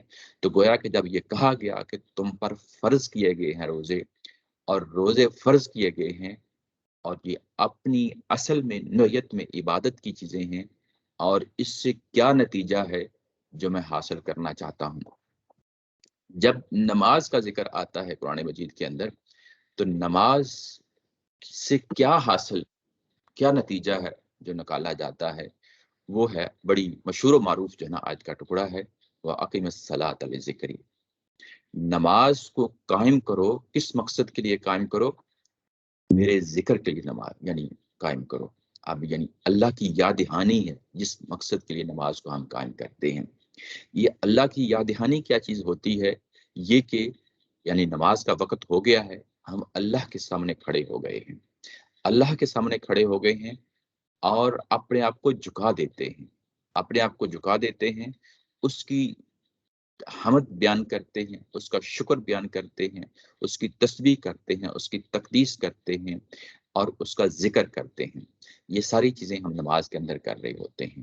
پھر اس کے بعد جب ہم قیام کے بعد رکوع میں جاتے ہیں تو اپنی گردن کو جھکا دیتے ہیں، اپنی کمر کو جھکا دیتے ہیں، اور یہ صرف نہ صرف کمر کو جھکاتے ہیں، اپنی گردن کو جھکاتے ہیں، بلکہ جب ہم سجدے میں چلے جاتے ہیں تو پوری کی پوری شخصیت کو جھکا دیتے ہیں، یہ کہتے ہوئے کہ تو ہی مالک ہے، تو ہی آقا ہے، تیری ہی تقدیس بیان کی جانی چاہیے، تیرے ہی جو ہے نا حمد بیان کی جانی چاہیے۔ یہ ہے تزکیہ، یہ ہے یاد دہانی جو ہمہ وقت جو ہے نا ہم کرتے ہیں۔ جب ہم نماز کو رسم بنا دیتے ہیں تو ہو سکتا ہے کہ کسی دوسرے شخص کو یہ نظر آئے کہ یہ شخص جو ہے نا کبھی اٹھ رہا ہے، کبھی بیٹھ رہا ہے، یہ کوئی اچھی ایکسرسائز کر رہا ہے، لیکن یہ کہ یہ اصلاً جو ہے یہ محض رسم نہیں ہے، بلکہ ہم نے اس کو پہنچنا ہوتا ہے، اس جگہ تک پہنچنا ہوتا ہے جس کے لیے لفظ آتا ہے وَأَقِیمِ الصَّلَاةَ لِذِکْرِی۔ ایسے ہی جب رمضان آتا ہے تو رمضان کے بارے میں، روزے کے بارے میں تو ہمیں معلوم ہے اس کا قانون کیا ہے، یہی کہ کھایا نہ جائے، پیا نہ جائے، اور میاں بیوی کا جو تعلق ہے اس کو قائم نہ کیا جائے، اسی کو روزہ کہتے ہیں۔ یہ اس کی ظاہری شکل ہے، جیسے نماز کی ظاہری شکل ہے۔ نماز کی ظاہری شکل کے بعد ہم نے اس جگہ تک نماز کو پہنچانا ہے جس جگہ پہ اللہ کی یاد دہانی جو ہے نا قائم و دائم ہو جائے۔ اور جب روزہ آتا ہے تو روزے کے بارے میں یاد رکھیں کہ یہ اس کو کس جگہ تک پہنچانا ہے، لعلکم تتقون۔ لعلکم تتقون یعنی شریعت پہ عمل پیرا ہو جانا ہے۔ شریعت ہے ہی دو چیزوں کا نام ہے، وہ کیا ہے؟ یا تو آپ کو حکم دیا جا رہا ہے جس کو ہم امر کہتے ہیں یا اوامر کہتے ہیں، اور یا آپ کو روکا جا رہا ہے جس کو نہیں کہا جاتا ہے۔ امر و نہیں، یہ دونوں چیزیں مل کے جو ہے نا شریعت بنتی ہے۔ کچھ چیزوں سے روکا جا رہا ہے اور کچھ چیزوں کو کرنے کے لیے کہا جا رہا ہے۔ یعنی یہ تمہارے اندر یہ تربیت پیدا کرنا چاہتے ہیں اللہ تعالیٰ کی ذات، اور اس ٹریننگ سے گزارنا چاہتے ہیں، اس سلیبس سے گزارنا چاہتے ہیں تاکہ تمہارے اندر وہ خاصیت پیدا ہو جائے، تقوی پیدا ہو جائے۔ یہ چیز ہے، جب روزہ رکھتے ہیں تو ہمہ وقت سامنے رہنی چاہیے۔ اگر یہ سامنے نہیں ہوتی تو اس کا کیا مطلب ہے؟ یہ محض رسم بن جاتی ہے۔ یہ اس کے ساتھ میں ایک اور پہلو بھی آپ لوگوں کی طرف یعنی اس کی طرف توجہ دلانا چاہتا ہوں، وہ یہ کہ کوئی غیر مسلم ہم سے پوچھ لیتا ہے کہ تم روزہ کیوں رکھتے ہو، اور عمومی طور پہ جو جواب دیا جاتا ہے وہ جواب یہ ہوتا ہے کہ ہمیں دوسروں کی دکھ درد، دوسروں کی بھوک کا احساس ہو۔ یہ بات نہیں ہے، یہ یہاں پہ بیان ہو رہی ہے۔ ہمیں وہی بات کرنی چاہیے جو اللہ تعالیٰ کی ذات نے خود بیان کی ہے۔ وہ حکمت، وہ جو دلیل ہے جو اللہ تعالیٰ کی ذات خود دیتی ہے، وہ امپورٹنٹ ہوتی ہے۔ اور ہو سکتا ہے کوئی شخص یہ کہے کہ بھوکا رہنے سے میری صحت قائم ہوتی ہے۔ یہ ضمنی فائدے تو ہو سکتے ہیں، آپ دسیوں فائدے گنوا سکتے ہیں، لیکن یہ اللہ کا بیان نہیں ہے۔ اللہ کا بیان وہی ہے جو قرآن نے خود بیان کر دیا ہے۔ وہ کیا ہے؟ تقوی کی صلاحیت پیدا کرنا ہے۔ مجھے کوئی پوچھے تو میں فوری بتاؤں گا کہ اللہ تعالیٰ کی ذات نے مجھے تو بس یہی کہا ہے کہ اس کے حکم کے سامنے جھکنا ہے، اور جن چیزوں سے منع کیا ہے میں ان چیزوں سے رکنا ہے۔ اسی چیز کا نام تقوی ہے۔ اور اگر میں روزہ رکھتا بھی ہوں تو اسی ٹریننگ کے لیے روزہ رکھتا ہوں۔ اس کے نتیجے میں میری شخصیت نکھرنی چاہیے، میری شخصیت میں ڈسپلن آنا چاہیے۔ عبادتیں تو ہوتی ہی مقصد کے لیے ہیں، یعنی ٹریننگ کے لیے ہوتی ہیں۔ وہ ٹریننگ کسی بالا تر مقصد کے لیے ٹریننگ دی جاتی ہے۔ یعنی جب ہم نماز پڑھتا ہوں تو یہ سمبولک ایکسپریشنز ہوتے ہیں، یعنی میں اللہ تعالیٰ کی ذات کو میرے سجدہ کرنے سے، میرے رکوع کرنے سے، میرے قیام سے کوئی جو ہے نا ضرورت نہیں ہے۔ وہ جو ضرورت ہے وہ یہ کہ میرے اندر وہ خاص چیز ہے جو پیدا ہو جائے، وہ اللہ کا ذکر ہے، اللہ کی یاد دہانی ہے۔ ایسے ہی جب روزہ آتا ہے تو میرے اندر ایک خاص چیز ہے جس میں میں ڈھل جاؤں، وہ ہے تقوی۔ یعنی یہ عبادتیں اپنی حیثیت میں بھی یعنی ایسے ہی جیسے جو ہے نا وہ ہیں ویسے ہی ہم ادا کریں گے۔ اس کا ہرگز یہ مطلب نہیں ہے کہ ہم کیجولی پھر جو ہے نا وہ نماز کے ساتھ یا روزے کے ساتھ معاملہ کریں، نہیں، وہ شریعت ہے، اس پہ بھی عمل پیرا ہوں گے، لیکن ہمیں اصل چیز جو ہے اس پہ نظر رکھنی ہے، وہ ہے تقوی، اور وہ اطاعت ہے۔ اطاعت کا جو پہلو ہے، یعنی نماز جو ہے یہ اپنے اندر اصل جو ہے عبادت ہے، پرستش ہے۔ نماز ہو، زکوٰۃ ہو، یہ پرستش ہیں۔ اور یہ جو روزہ ہے، یہ اس کی نوعیت کیا ہے؟ عبادات میں سے یہ پرستش بھی کہہ سکتے ہیں، لیکن اصل اگر آپ دیکھیں تو یہ اطاعت ہے۔ یعنی اطاعت کس چیز کی؟ کہ اللہ تعالیٰ کی ذات نے ایک حکم دیا ہے، ہم اس کے لیے اٹھ کھڑے ہوئے ہیں، اپنے آپ کو اس کے لیے جھکا دیا ہے۔ اب یہ کس چیز کے لیے اطاعت جو ہے نا وہ قائم و دائم ہو رہی ہے؟ یعنی یہ جو اطاعت کا جو قانون ہے، یہ بنیادی طور پہ تمہیں اس جگہ تک لانا چاہتا ہے جس کو ہم یہاں پہ بار بار زور دے کے میں بات کر رہا ہوں، تتقون۔ یہ پوری تفصیل کے ساتھ ہم دیکھا۔ آگے کہا ہے کہ ایام معدودات، یہ جو دن ہیں، دن کون سے؟ یعنی یہی رمضان کے جو دن ہیں، یہ گنے چنے سے دن ہیں۔ معدودات یعنی ہے تو گنتی کے دن ہیں، ان کو آپ گنیں گے، یعنی گنیں گے۔ یہ 29 اور 30 دن ہیں، 29 اور 30 دن ہیں، یہ تھوڑے دن ہیں۔ اور یہ جو تھوڑے دن ہیں، یہ کیوں بار بار جو ہے نا یہاں پہ اس پہلو کو نمایاں کیا جا رہا ہے؟ پہلے یہ کہا گیا کہ رمضان تم پہ کہ روزے فرض کیے گئے ہیں، اور فرض کیے جانے کے بعد اس کی کچھ اہمیت ہے جس کو اجاگر کیا جا رہا ہے کہ یہ کوئی تمہارے ساتھ پہلی دفعہ نہیں ہو رہا، بلکہ پچھلی امتوں کے ساتھ تو یہ چیز فرض کی جا رہی ہے۔ اور اس کے بعد کہا یہ تو گنے چنے سے دن ہیں، تھوڑے سے دن ہیں۔ یعنی دیکھیں پھر اللہ تعالیٰ کی ذات جب انسانوں کو شریعت دیتی ہے، یہ ہمارے اندر یہ مزاج نہیں آتا۔ جب ہم دائی بنتے ہیں، لوگوں کو دعوت دیتے ہیں، قرآن کے یا اسلام کے کوئی پہلو لوگوں کو سامنے زیر بحث لے کے آتے ہیں، ہم اس پہ ریجڈ ہو جاتے ہیں کہ یہی شریعت ہے اللہ تعالیٰ کی۔ ڈیفینیٹلی وہ شریعت تو ہوتی ہے، لیکن لوگوں کے درمیان اس کو کیسے پینیٹریٹ کرنا ہے؟ یعنی جب اللہ تعالیٰ کی ذات خود دے رہی ہے تو وہ کیسے لوگوں کے ساتھ جو ہے نا تعلق قائم کر کے دے رہی ہے، کیسے ان کو سمجھا کے جو ہے نا وہ دے رہی ہے۔ یہ کہا جا رہا ہے کہ یہ چیز تم پہ فرض کر دی گئی ہے، یہ کوئی ایسی چیز نہیں ہے کہ پہلی دفعہ فرض کی ہے۔ یعنی یہاں پہ بھی تدریجی جو اصول ہے، گریجول جو چیز ہے، اس کو سامنے رکھا جائے گا۔ اس لیے کہ یہ قوم جن سے قرآن مخاطب ہو رہا ہے اس طرح عادی نہیں ہے روزوں کی، جیسے ہم جو ہے نا عادی ہیں. ہم اس لیے عادی ہیں کہ بچپن سے روزے رکھتے آ رہے ہیں. اب گرمی ہو سردی ہو کوئی بھی موسم ہو ہمارے لیے روزہ رکھنا آسان ہے. ہماری طبیعتیں اس کو فوری طور پہ قبول کر لیتی ہیں. لیکن جن کے سامنے جس چیز کو فرض کیا جا رہا ہے وہ مزاجن اس چیز کے عادی نہیں تھے. جب وہ عادی نہیں تھے تو اللہ تعالیٰ کی ذات نے ان کو کس طریقے سے سمجھایا ہے, اس کو کیسے کنونس کیا ہے.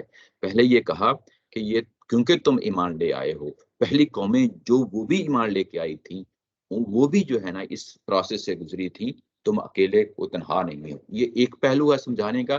دوسرا پہلو یہ ہے کہ یہ 29-30 دن گو کہ مجھے اور آپ کو جو پہلے سے روزہ نہیں رکھتا ہو اس کے لیے بہت زیادہ دن لگتے ہیں, پورا مہینہ لگتا ہے. لیکن سمجھانے کا انداز ہے, قرآن کیسے خوبصورتی سے جو ہے نا سمجھا رہا ہے کہ پورے سال کے اس کو لحاظ سے دیکھیں تو یہ چند ایک دن ہے, کچھ زیادہ دن نہیں ہے. وہ کہ ہمیں معلوم ہے کہ یہ 29-30 دن ہے, لیکن سمجھانے کا انداز ہے, اس کو کیسے سہل کرنا ہے, دوسروں کے لیے ایزی کرنا ہے. یعنی یہ چیز یہ کہ ہم اپنے بچوں کو سمجھائیں گے, ان کے اندر بھی یہ گریجولی چیزوں کو جو ہے نا لے کے آئیں گے, کبھی بھی امپوز نہیں کریں گے. یہ جو امپوز کرنے کا پہلو ہوتا ہے لوگوں کے اندر ریئیکشن آتا ہے, اس کو قبول نہیں کرتے. قرآن مجید ہو یا اسلام کی کوئی دعوت کا پہلو ہو, ہمیشہ لوگوں کے لیے سہل بنا کے پیش کریں, ان کے لیے مشکلیں پیدا نہ کریں, اس طریقے سے پیش کریں جیسے قرآن خود پیش کر رہا ہے, ایک خوبصورتی سے چیزوں کو پیش کر رہا ہے. ان لوگوں کے درمیان پیش کر رہا ہے جن کے درمیان رسول موجود ہیں. وہ لوگ حقیقتاً ایمان لا چکے ہیں, وہ ہر طرح کی مشکل سے گزرنا چاہتے ہیں, یعنی گزر جائیں پھر بھی وہ جو ہے نا اس چیز پہ صبر کریں گے. لیکن اس کے باوجود جو ہے نا اللہ تعالیٰ کی ذات ان کو سمجھا رہی ہے, ان کو تسلی دے رہی ہے, ان کو تشفی دے رہی ہے, سہل کر کے چیزیں جو ہے نا پیش کر رہی ہے کہ دیکھو یہ چند ایک دن ہی ہے, کچھ زیادہ نہیں ہے. جب یہ کہا کہ چند ایک دن ہی ہے دن, پھر اس کے بعد ایک اور سہولت پیدا کر دی. وہ سہولت کیا ہے؟ فمن کان منکم مریضا او علی سفر فعدۃ من ایام اخر. وہ یہ کہ جب یہ میں قانون دے رہا ہوں تو یہ عام حالات کے قانون دے رہا ہوں رمضان کا. ہو سکتا ہے کہ تم میں سے کوئی مریض ہو سکتا ہے تم میں سے کوئی سفر پہ ہو, تو اس صورت میں پھر کیا کیا جائے گا؟ پھر یہ فعدۃ من ایام اخر, تو یہ گنتی پوری کی جائے گی, دوسرے دنوں میں گنتی پوری کی جائے گی. ایام یعنی ڈے کی پلورل جو ڈیز ہوتے ہیں, یعنی اس کی جمع ہے اخر, یعنی دوسرے دنوں میں. دوسرے دنوں میں یعنی جب یہ رمضان گزر جائے گا, جب تم جو ہے یہ جو عذر تمہارا مریض ہونا ہے یا سفر پہ ہونا ہے یہ بھی ختم ہو جائے گا. یعنی مریض ہونا ہو سکتا ہے, مرض کچھ عرصے کے لیے چلے, کوئی ہفتوں کے لیے چلے, تو جب یہ مریض ہونا ختم ہو جائے گا تمہارا اور تم سفر تمہارا ختم ہو جائے گا, دوبارہ اپنے گھروں میں آ جاؤ گے, تب تم یہ گنتی پوری کر سکتے ہو. یعنی جو گنتی جو ہے ایام معدودات کہا گیا تھا, وہ گنتی اگر تم سے چھٹ جاتی ہے, وہ کس بنیاد سے چھٹ جاتی ہے کہ تم بیمار ہو یا تم سفر پہ ہو. دیکھیں پیچھے جب وراثت کا قانون دیا ہے تو وہاں پہ بھی آسانیوں کو سامنے رکھا ہے. یعنی جو اصل شریعت ہے, شریعت کا ایک پہلو وہ ہوتا ہے جو عموم کا پہلو ہوتا ہے, عام حالات کا پہلو ہوتا ہے, یہ سامنے رکھنا چاہیے. عام حالات میں وہ شریعت پوری کی پوری اس پہ عمل پیرا ہو جائیں گے, لیکن جب انسانوں کے ساتھ کوئی معاملہ ہو جاتا ہے تو اوپر حلال و حرام کی بحث میں بھی ایکسیپشن رکھی تھی کہ اگر تمہیں خنزیر کا گوشت کھانا پڑ جاتا ہے, مردار کھانا پڑ جاتا ہے, جان بچانے کے لیے, وہاں جان بچانے کے لیے یہ اجازت تھی کہ یہ تم کام کر سکتے ہو. قصاص میں بھی اللہ تعالیٰ کی ذات نے الٹا پورا کا پورا قانون نہیں دے دیا, بلکہ اس کے لیے دیت کی بھی گنجائش رکھی. وراثت کے اندر بھی اس کو الٹا یعنی اس کو بیان نہیں کر دیا, اس کے اندر بھی جن پہ ذمہ داری آتی تھی وصیت کو سن لینے کے بعد اس کو بدل دینے کے حوالے سے وہاں پھر ایک ایکسیپشن رکھی ہے. اور یہاں پہ بھی جب روزوں کی بات کی جا رہی ہے تو یہاں پہ بھی اس پہلو کو سامنے رکھا ہے کہ انسان جب مریض ہو, سفر پہ ہو, تو روزوں کو وہ جو روزے اس نے پورے کرنے ہیں دوسرے دنوں میں وہ گنتی پوری کر سکتا ہے, دوسرے دنوں میں گنتی پوری کر سکتا ہے.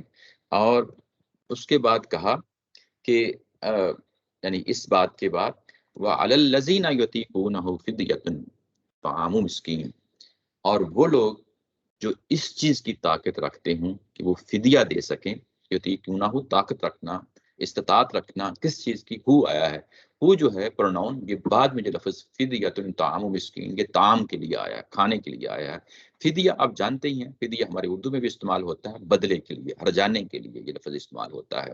یعنی یہ کہ جو جو تمہیں کہا گیا تھا کہ روزے رمضان کے بعد رکھے جا سکتے ہیں، تو وہ جو روزے بعد میں رکھے جا سکتے ہیں وہ روزے تو تم ہی نہیں رکھنے تھے، لیکن یہاں پہ پھر ایک اور گنجائش دے دی ہے کہ وہ جو روزے رکھنے تھے، اگر اس حوالے سے تمہارے پاس اس چیز کی گنجائش موجود ہے کہ تم روزے نہیں رکھنا چاہتے تو تمہیں فدیہ دینا پڑے گا۔ اور وہ فدیہ کیا ہے؟ کسی مسکین کو کھانا کھلا دینا ہے۔ ہر روزے کے بدلے میں ایک کھانا ہے جو کسی مسکین کو دے دینا ہے۔ اور جو اس چیز کی طاقت رکھتے ہیں، استطاعت رکھتے ہیں کہ کسی مسکین کو کھانا کھلا سکیں، اس روزے کے بدلے میں جو روزے تم سے رمضان کے زمانے میں چھوٹ گئے تھے، ان روزوں کے بدلے میں تم کسی مسکین کو کھانا بھی کھلا سکتے ہو۔ ومن تطوع خیرا، اور جو کوئی تطوع یعنی انٹینشنلی کوئی کام کرنا، نفلاً کام کرنا، خوشی خوشی کام کرنا، اس کے لیے لفظ آتا ہے تطوع۔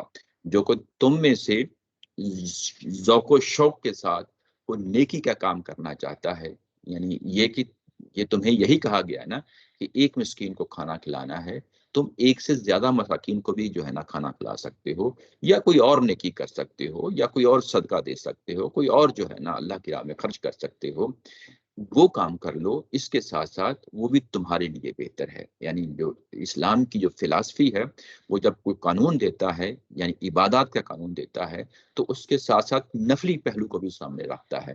یہی وجہ ہے کہ نبی پاک صلی اللہ علیہ وسلم نے جب فرض نمازیں ان کا حکم دیا کہ یہ اتنی رکعتیں ہیں فرض نمازوں کے اندر، اور یہ فرض نمازیں ہیں، اس کے ساتھ کچھ نوافل کا بھی اہتمام کیا ہے۔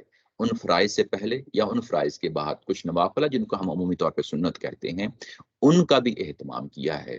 یہ اس لیے اہتمام کیا ہے کہ تاکہ انسانوں کے اندر ایک ہوتی ہے بیس لائن، اس کو بھی سامنے رکھا جائے، اور انسان کے اندر اگر کوئی استطاعت ہے، اگر وہ طاقت رکھتا ہے، تو مزید عبادت کرے۔ ایسے ہی زکوٰۃ کے لیے پیچھے ہم پڑھ آئے ہیں آیت البر میں کہ جب زکوٰۃ ہے وہ تو بیس لائن ہے، اس کے ساتھ ساتھ اور بہت ساری ذمہ داریاں ہیں جو آپ نے ادا کرنی ہے، وہاں پہ ابھارا ہی جا سکتا ہے انسانوں کو۔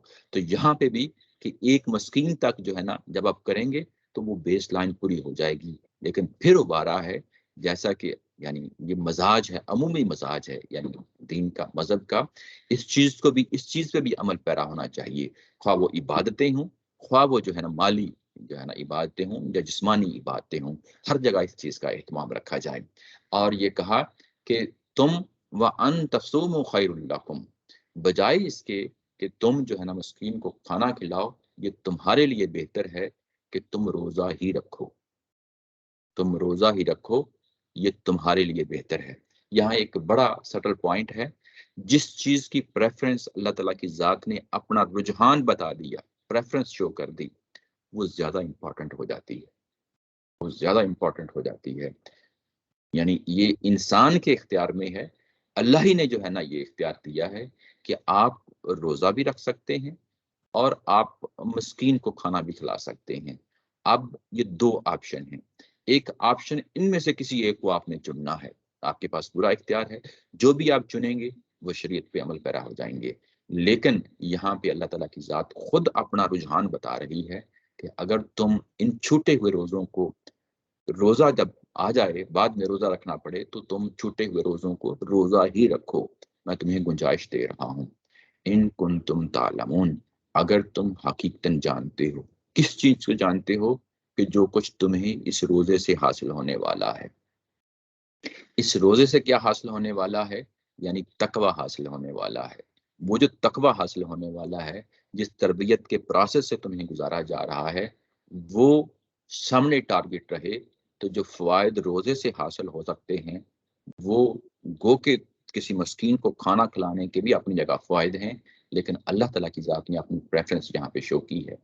جب یہ قانون دیا ہے رمضان کا، یعنی روزوں کا قانون دیا ہے، تو یہاں پہ بھی ایکسیپشنز رکھی ہیں، جیسا کہ ہم نے دیکھا مریض اور اس کے لیے بیمار کے لیے، پھر مریض اور بیمار کے لیے بعد میں روزے رکھنے کے لیے بعد میں پھر ایک آپشن دے دیا کہ تم اگر نہیں رکھنا چاہتے، کیونکہ روزوں کے زمانے میں، رمضان کے زمانے میں لوگوں کی عادت بن جاتی ہے، دیکھا دیکھی روزہ رکھنا شروع کر دیتے ہیں، ایک ماحول بن جاتا ہے، لیکن روزوں کے بعد روزہ رکھنا یہ اور مشکل ہو جاتا ہے۔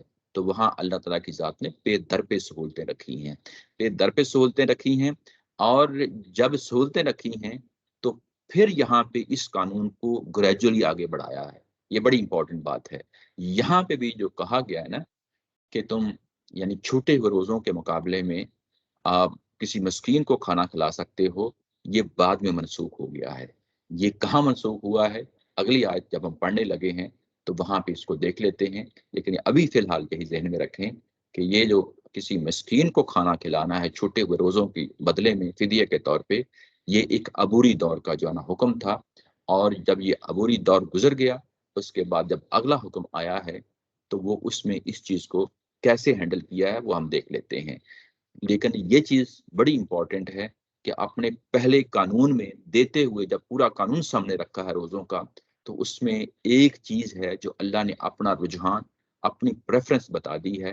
اب یہ پریفرنس ہے جو اگلی یعنی جب اس کو تفصیل کے ساتھ بیان کیا جائے گا قانون کو، تو یہ پریفرنس وہاں پہ مکمل طور پہ قانون بن جاتی ہے۔ اور جبکہ جو بات جو پیچھے درمیان میں کہی تھی کہ فدیے کے طور پہ تم مسکین کو کھانا کھلا سکتے ہو، یہ ختم ہو جاتی ہے۔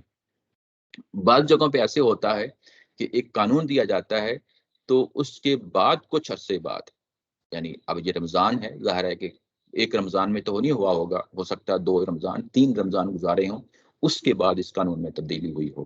اور بعض اوقات یہ قرآن مجید کے اندر اسی جگہ پہ جس جگہ پہ یہ قانون آیا ہوتا ہے اس کے بعد اگلی آیت ہی رکھ دی جاتی ہے، یعنی یہ بھی اسلوب ہے قرآن مجید کا۔ اور بعض اوقات اس کو کسی اور جگہ بیان کر دیا جاتا ہے، جیسا کہ وراثت کا، وصیت کا قانون ہے جو اوپر بیان ہوا ہے، یہ تو سورہ بقرہ میں بیان ہوا ہے، لیکن اس کی تفصیل سورہ النساء میں آئے گی۔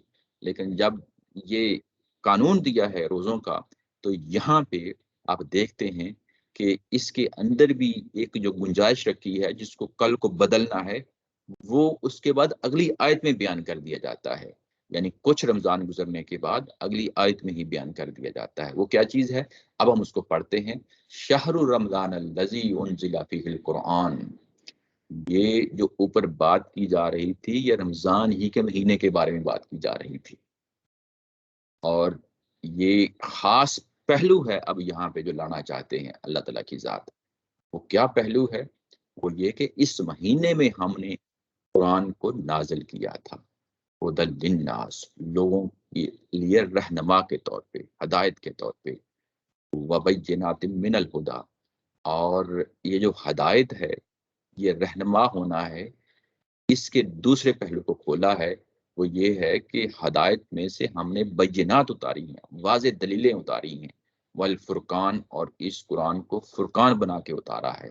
ومن شہد منکم الشہر فلیصمہ، اور جو کوئی بھی تمہارے درمیان اس مہینے کو پائے، شہیدہ پائے، منکم تم میں سے، الشہر اس مہینے کو پائے، فلیصمہ اسے چاہیے کہ وہ اس کے روزے رکھے، اس پورے مہینے کے روزے رکھے۔ ومن کان مریضا او علی سفر، اور جو کوئی مریض ہو یا سفر پہ ہو، فعدۃ من ایام اخر، تو وہ کیا کرے کہ وہ دوسرے دنوں میں رمضان کے بعد اس کی گنتی کو پورا کر لے۔ یرید اللہ بکم الیسر، اللہ تعالیٰ کی ذات چاہتی ہے تمہارے ساتھ آسانی کا معاملہ فرمائے، یسر یعنی سہولت کا معاملہ فرمائے۔ ولا یرید بکم العسر، اور وہ نہیں چاہتی کہ تمہارے ساتھ تنگی کا، سختی کا معاملہ کرے۔ یرید چاہتی ہے، بکم تمہارے ساتھ، اسر سختی، اور لا کا لفظ آیا تھا، وہ نہیں چاہتی کہ تمہارے ساتھ کسی طرح کی کوئی سختی کرے۔ وَلِتُکْمِلُ اللَّهَ وَلِتُکْمِلُ الْعِدَّةَ، تم اب کیا کرو کہ یہ جو مدت ہے اس کو پوری کرو، اس گنتی کو پورا کرو۔ وَلِتُکَبِّرُ اللَّهَ، اور اللہ تعالیٰ کی کبریائی بیان کرو، اللہ کا جو ہے نا عظمت بیان کرو، علی ما ہداکم، اس چیز پہ جس چیز پہ اس نے تمہیں ہدایت دی ہے، وَلَعَلَّکُمْ تَشْکُرُونَ، تاکہ تم اللہ کے شکر گزار بندے بنو۔ اس کو اسی کے ساتھ دوبارہ دیکھ لیتے ہیں۔ یہاں پہ جو کہا گیا ہے کہ اوپر جن رمضان پھر روزوں کی بات کی جن روزوں کی بات کی جا رہی تھی وہ اصلاً رمضان ہی کے روزے ہیں، شہر رمضان الذی انزل فیہ القرآن۔ اب یہاں پہ ایک دوسرا پہلو ہے جس کو قرآن کھولنا چاہ رہا ہے۔ وہ اوپر والا پہلو جو تھا وہ تو ہمیں معلوم ہو گیا کہ وہ تربیت سے گزارنا چاہ رہے ہیں اللہ تعالیٰ کی ذات۔ انسانوں کا مزاج ایسا ہوتا ہے کہ جب تک وہ ایک خاص ڈسپلن سے نہیں گزرتا وہ مزاج پیدا نہیں ہوتا۔ تو شریعت کی قبولیت کے لیے ضروری ہے کہ انسانوں کو رمضان میں سے گزارا جائے تاکہ لوگوں کے اندر یہ احساس بیدار ہو کہ ہم نے اللہ کے حکم کے سامنے جھکنا ہے اور جن چیزوں سے منع کیا گیا ہے ان چیزوں سے دور رہنا ہے، وہ چیز پیدا ہو۔ یہ اوپر والے بیان کا حصہ تھا۔ اب یہ جو اگلا بیان شروع ہو رہا ہے، یہاں ایک دوسرا پہلو ہے جو یہاں پہ نمایاں کیا جا رہا ہے کہ رمضان کا مہینہ ہی ہم نے کیوں چنا ہے۔ یعنی یہ پہلو جو کھولنا ہے وہ نمایاں ہے۔ یہ دیکھیں، جب سورہ بقرہ کے اندر ہم پیچھے پڑھ آئے ہیں، حضرت ابراہیم علیہ السلام کو آزمایا گیا۔ آزمائش سب سے بڑی آزمائش ہے، وہ بچے کی قربانی ہے، بیٹے کی قربانی ہے۔ اس قربانی کے بعد اگر آپ دیکھیں تو بہت ساری چیزیں انیشیٹ ہو رہی ہیں، یعنی وہ سمبولک چیز بن جاتی ہے درمیان میں۔ سمبولک، وہ انسانوں کے درمیان قربانی ہر سال ہوگی، اب وہ قربانی جانور کی ہوگی۔ جانور کی ہوگی تو وہ سمبولک قربانی ہوگی، اصل قربانی ہم اپنی پیش کر رہے ہوتے ہیں کہ ہم اپنی شخصیت کو مولڈ کریں گے، گزاریں گے، ہم قربانیاں دیں گے، ہمارے اندر جذبات ہوں گے ہم اس کی بھی قربانیاں دیں گے، احساسات ہوں گے اس کی بھی قربانیاں دیں گے، ہم ڈل جائیں گے اس چیز میں جس چیز کے لیے اللہ تعالیٰ کی ذات چاہتی ہے کہ ہم وہ کریں۔ یہ ایک سمبولک ایکسپریشن ہوتا ہے۔ ایسے ہی روزے جو ہیں وہ سمبولک ایکسپریشن ہے۔ سمبولک ایکسپریشن ہے، جیسے اسماعیل علیہ السلام کی قربانی کے نتیجے میں ہمیں حج ملتا ہے، قربانی ملتی ہے، بیت اللہ ملتا ہے، ایسے ہی یہاں یہ بتایا جا رہا ہے کہ قرآن کا نازل ہونا بھی اٹ سیلف جو ہے ایک سمبولک چیز ہے۔ اب یہ سمبولک چیز یہ کہ ایک چیز انیشیٹ ہوتی ہے اور لوگ اس کی یاد تازہ کرنے کے لیے پھر اس کو مناتے ہیں، یعنی اس کی یاد تازہ کرنے کے لیے جو قربانی ابراہیم علیہ السلام نے اپنے بیٹے کے سلسلے میں تھی وہ ایک سمبولک ایکسپریشن کے طور پہ آگے بڑھتی ہے اور ہر سال ہم اس کی یاد تازہ کرتے ہیں، اس سے نتائج کچھ اور نکالنا ہوتے ہیں۔ بالکل ایسے ہی روزے جو ہیں وہ ایک سمبولک ایکسپریشن ہے، اس کے نتیجے میں ہمیں تقویٰ تک پہنچنا ہے۔ لیکن یہ کب انیشیٹ ہوئی؟ یہ کہا گیا کہ یہ اس وقت انیشیٹ ہوئی جب ہم نے قرآن نازل کرنا شروع کر دیا۔ یعنی اصل جو ہے یہ ٹریگر کیا ہو رہا ہے یہاں پہ، یعنی جس کے نتیجے میں رمضان کا مہینہ ہی کیوں خاص کر دیا گیا، وہ بتا دیا، یہاں پہ بتایا جا رہا ہے کہ اس کی وجہ یہ بنی ہے کہ قرآن اترا ہے۔ قرآن کی یہ اہمیت ہے، وہ اس لیے اہمیت ہے کہ قرآن سراپا ہدایت ہے، اسی کے اندر حکمت بیان ہوئی ہے، ایمانیات، اخلاقیات، یہ ساری چیزیں اس کے اندر بیان ہوئی ہیں، اللہ کی شریعت اس کے اندر بیان ہوئی ہے۔ یہ اسی پہلو سے ہدایت ہے۔ ہدایت جو پیچھے ہم بار بار پڑھتے آ رہے ہیں، ملت ابراہیم کو ہدایت کہا جاتا ہے، کبھی دین اسلام کو ہدایت کہا جا رہا ہے، کبھی اللہ تعالیٰ کی اتاری ہوئی شریعت کو ہدایت کہا جا رہا ہے۔ تو یہاں پہ بھی وہی پہلو ہے کہ وہ پہلو جو اللہ تعالیٰ کی ذات نے انسانوں کے لیے جاری و ساری کیا، ہدایت کی صورت میں جاری و ساری کیا، شریعت کی صورت میں جاری و ساری کیا، ایمان کی صورت میں، علم و عمل کی صورت میں کہ انسانوں کو کیا چیز اختیار کرنی چاہیے اور کس چیز سے بچنا چاہیے، اس کا اب صرف اور صرف واحد سورس ہے، وہ ہے قرآن مجید۔ اس کو ہم نے اتارا تھا، یعنی اتارا تھا یعنی اتارنا شروع کیا تھا، اتارنا شروع کیا تھا۔ ظاہر ہے یہ آگے 23 سالوں میں مکمل ہوا ہے۔ تو رمضان ہے جب پہلی وحی آتی ہے، اور جب یہ پہلی وحی آتی ہے وہاں سے اس کا آغاز ہوتا ہے، تو یہ لوگوں کے لیے سراپا ہدایت ہے۔ سراپا ہدایت ہے، یہ ایک واحد چیز ہے جو جس کے لیے یعنی یہ کہا گیا کہ انسانوں کے لیے سراپا ہدایت ہے۔ وہ کن پہلو کو یہاں پہ سامنے رکھنا ہے؟ وہ یہ ہے وَبَيِّنَاتٍ مِّنَ الْهُدَىٰ۔ بینات، بین کی جمع ہوتی ہے، یہ دلیل جس کو ہم کہتے ہیں، واضح دلیل کے لیے یہ لفظ استعمال آتا ہے بینہ، واضح چیز کے لیے بینہ کا لفظ آتا ہے۔ یہ کیسی دلیل ہوتی ہے؟ یعنی یہ بالکل ایسی ہوتی ہے جیسے میں صبح سویا ہوا ہوں اور میری کھڑکی میں سے باہر سے لائٹ آئے تو مجھے معلوم ہو جاتا ہے، میں گھڑی بھی نہ دیکھوں تو مجھے معلوم ہو جاتا ہے کہ باہر سورج نکلا ہے۔ اس کو ہم بینہ کہتے ہیں، یعنی وہ دلیل جو فوری طور پہ آپ کو کسی نتیجے تک پہنچا دیتی ہے، وہ اس کو سمجھنا آسان ہوتا ہے، اس کو سمجھنے کے بعد اس کو اس کے نتائج تک پہنچنا آسان ہوتا ہے۔ یعنی ایسی دلیلیں ہیں جو قرآن مجید کے اندر ہیں۔ یہ قرآن کیوں کہہ رہا ہے اپنے بارے میں کہ اس کے اندر بینات ہیں، اور اس کے بعد کہا ہے والفرقان، اور یہ فرقان بھی ہے۔ فرقان یعنی حق اور باطل کے درمیان، سچ اور جھوٹ کے درمیان فرق کرنے والا کرائٹیرین، یعنی ایک میزان ہے، ایک ترازو ہے۔ یعنی یہ ایک ایسی کتاب ہے کہ جو لوگوں کے درمیان حق کیا ہے اور باطل کیا ہے، اگر یہ معلوم کرنا ہو کہ اللہ کی ارادہ کیا ہے، اللہ کا منشا کیا ہے، اللہ انسانوں سے کیا چاہتا ہے، اس کا فیصلہ انسانوں پہ نہیں چھوڑا، اس کا فیصلہ اللہ تعالیٰ کی ذات نے خود کیا ہے، اور وہ کتاب کی صورت میں کیا ہے، اور وہ یہ کتاب دے کے جو ہے نا انسانوں کے درمیان بھیجی ہے۔ اس کا مقصد یہی تھا۔ دوسری جگہ ہمیں معلوم ہے قرآن مجید جب یہ بات کرتا ہے تو وہ بات یہ کرتا ہے کہ یہ کتاب جو ہے والمیزان لیقوم الناس بالقسط، سورہ حدید کے اندر جو ہے نا ہمیں یہ بتایا جاتا ہے کہ یہ اس کا بھیجنے کا مقصد ہی یہی تھا کہ لوگوں کے درمیان یہ میزان کا کام دے، ترازو کا کام دے، تاکہ لوگ اس جگہ پہ آ جائیں جس جگہ پہ لوگوں کو کھڑا ہونا چاہیے۔ یہ کتاب ہے جو فرقان کا جو ہے نا رول ادا کرتی ہے۔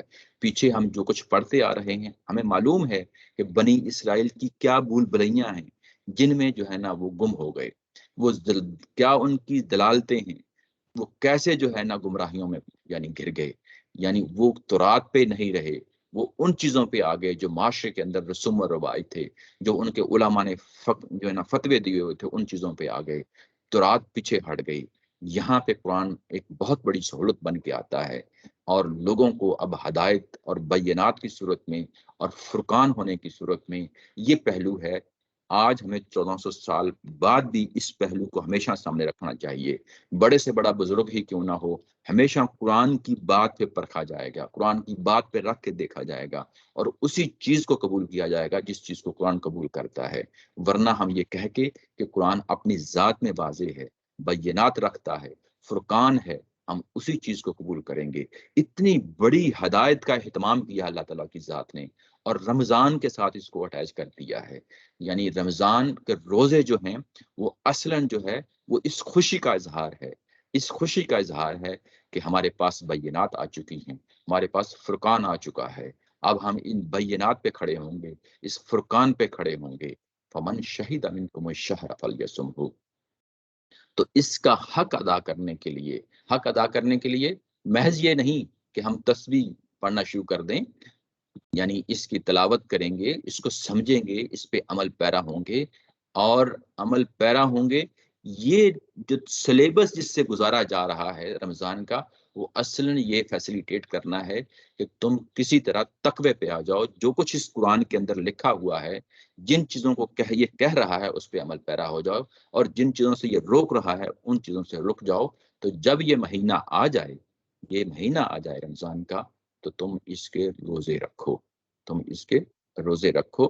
اور جو کوئی مریض ہو یا سفر پہ ہو، جو بات پچھلی آیت میں کہی گئی تھی، اس کو دوبارہ موڈیفائی کر کے قرآن مجید نے، یعنی گریجولی، جیسا کہ میں نے کہا، اس کو ریفریز کیا ہے۔ یہ دوبارہ لانے کا مقصد یہی ہے کہ قانون وہی ہے جو اوپر والا ہے، لیکن اس کو ریفریز کر کے قرآن مجید اس کو دوبارہ دہرا رہا ہے کہ ہاں، یہ رمضان کے جو روزے ہیں، اس میں بھی اگر جو ہے نا کوئی مریض ہو یا سفر ہو تو دوسرے دنوں میں جو ہے نا یہ گنتی پوری کر لے۔ اب آپ یہاں پہ دیکھیں، وہاں پہ جب یہ کہا گیا تھا کہ دوسرے دنوں میں گنتی پوری کر لے، تو وہاں پہ ایک چیز تھی جس میں یہ کہا گیا تھا کہ وَعَلَى الَّذِينَ يُطِيقُونَهُ فِدْيَةٌ طَعَامُ مِسْكِينٍ، کہ آپ فدیہ بھی دے سکتے ہیں دوسرے دنوں میں اگر روزہ نہیں رکھنا چاہتے۔ تو وہ یہاں پہ سکپ کر دیا گیا ہے، یہاں پہ سکپ کر دیا گیا ہے اس پہلو کو۔ اب ومن کان مریدن او علی سفر فعدۃ من ایام اخر، اب وہ پہلو جو ہے فدیہ دینے کا وہ اب ریلیونٹ نہیں رہ گیا، یعنی اب وہ منسوخ ہو چکا ہے اس آیت کی وجہ سے۔ اب یہاں پہ جو اوپر تین باتیں جو بیان ہوئی ہیں وہ ان کو پھر دہرایا جائے گا، اب ان کے نتائج بتائے جائیں گے، وہ مقاصد بتائے جائیں گے کہ یہ کس مقصد کے لیے سب کچھ کیا ہے۔ یرید اللہ بکم اليسر ولا یرید بکم العسر، اللہ تعالیٰ کی ذات تمہارے لیے جو رخصتیں دیتا ہے اس کا مقصد کیا ہے، یعنی جو رخصت دیتا ہے اللہ تعالیٰ کی ذات وہ سمجھا دیتی ہے، اور وہ جو جس طریقے سے سمجھاتی ہے اس حکمت کو ہم نے اپنے ہاتھ میں پکڑنا ہے، وہ امپورٹنٹ چیز ہے۔ اور وہ جو حکمت یہ ہے کہ اللہ تعالیٰ کی ذات تمہارے ساتھ کوئی مشکل کا معاملہ نہیں کرنا چاہتی، آسانیاں رکھنا چاہتی ہے۔ یعنی اگر تمہیں کسی مشکل میں گر جاؤ تو تمہیں یہ سہولت ہے کہ تم دوسرے دنوں میں یہ روزے رکھ سکتے ہو۔ اب تم نے یہ روزے رکھنے ہی ہیں، اب تم نے فدیہ نہیں دینا، روزے ہی رکھنے ہیں، یہ اس کی سمجھائی۔ اس کے بعد کہا ہے کہ ولی تکمل العدۃ، یہ جو عدت جو گنتی کے روزے ہیں اب تمہیں یہ مکمل کرنے ہیں، اب یہاں فدیہ نہیں دینا، اب یہاں پہ فدیہ نہیں دینا، بلکہ یہاں پہ جو کام کرنا تھا یعنی یہ کہ روزے ہی رکھنے تھے، جو کہ پریفرنس پچھلی آیت کے اندر بتا دی گئی تھی، وہ پریفرنس جو بتائی تھی وہ کیا تھی؟ وَأَن تَصُومُوا خَيْرٌ لَكُمْ إِن كُنتُمْ تَعْلَمُونَ، 184 کے اندر یہ پریفرنس بتا دی تھی۔ اور وہ پریفرنس کو یہاں پہ اللہ تعالیٰ کی ذات نے اب اس کو اس طریقے سے بیان کیا ہے کہ وَلِتُكْمِلُوا الْعِدَّةَ، اب تمہیں یہ مدت مکمل ہی کرنی ہے۔ اب یہاں پہ یہ سوال پیدا ہوتا ہے کہ جو صحت مند ہے ظاہر ہے اس کے لیے تو یہ معاملہ نہیں ہے، وہ کر لے گا، رمضان کے بعد روزے رکھ لے گا۔ یہاں پہ نبی پاک صلی اللہ علیہ وسلم نے کچھ اور سہولتیں بھی جو ہے نا دی ہیں۔ قرآن مجید کے اندر تو ہم نے یہی معلوم ہوتا ہے کہ مریض یا سفر پہ ہو، نبی پاک صلی اللہ علیہ وسلم نے یہاں پہ 3 اور پہلو ہیں جو نمایاں کیے ہیں۔ اصل چیز یہ ہوتی ہے کہ اس چیز کو کھول دیا جائے۔ یہ مریض ہونا یا جو سفر پہ ہونا ہے، یہ اصل میں ہے کیا چیز ہے؟ یہ ایک طرح کی مشکل پیدا ہوتی ہے انسان کے لیے روزہ رکھنے کے لیے۔ یہ مشکل اور چیزوں کے لیے بھی ہو سکتی ہے، مثلا یہ کہ ایک عورت ہے، وہ پریگننٹ ہے، اس کے لیے بھی روزہ رکھنا مشکل ہو جاتا ہے، تو یہ سہولت نبی پاک صلی اللہ علیہ وسلم نے اسی جگہ سے جو ہے نا دی ہے۔ دوسری یہ کہ جو سہولت دی ہے بوڑھے آدمی کے لیے، یعنی وہ سہولت دی ہے وہ بھی بیسیکلی اسی جگہ سے دی ہے۔ اور تیسرا یہ کہ وہ خاتون جو بچے کو دودھ پلاتی ہو اس کو بھی سہولت دی ہے، وہ بھی دراصل اسی وجہ سے دی ہے۔ وہ وجہ کیا ہے؟ وہ یہ ہے کہ مشکل پیدا نہیں کرنا، وہ ہے یرید اللہ بکم اليسر یسرا ولا یرید بکم العسر۔ یہ جہاں پہ بھی ہمارے ساتھ مسئلہ پیدا ہوگا ہم اس آیت کو استعمال کریں گے۔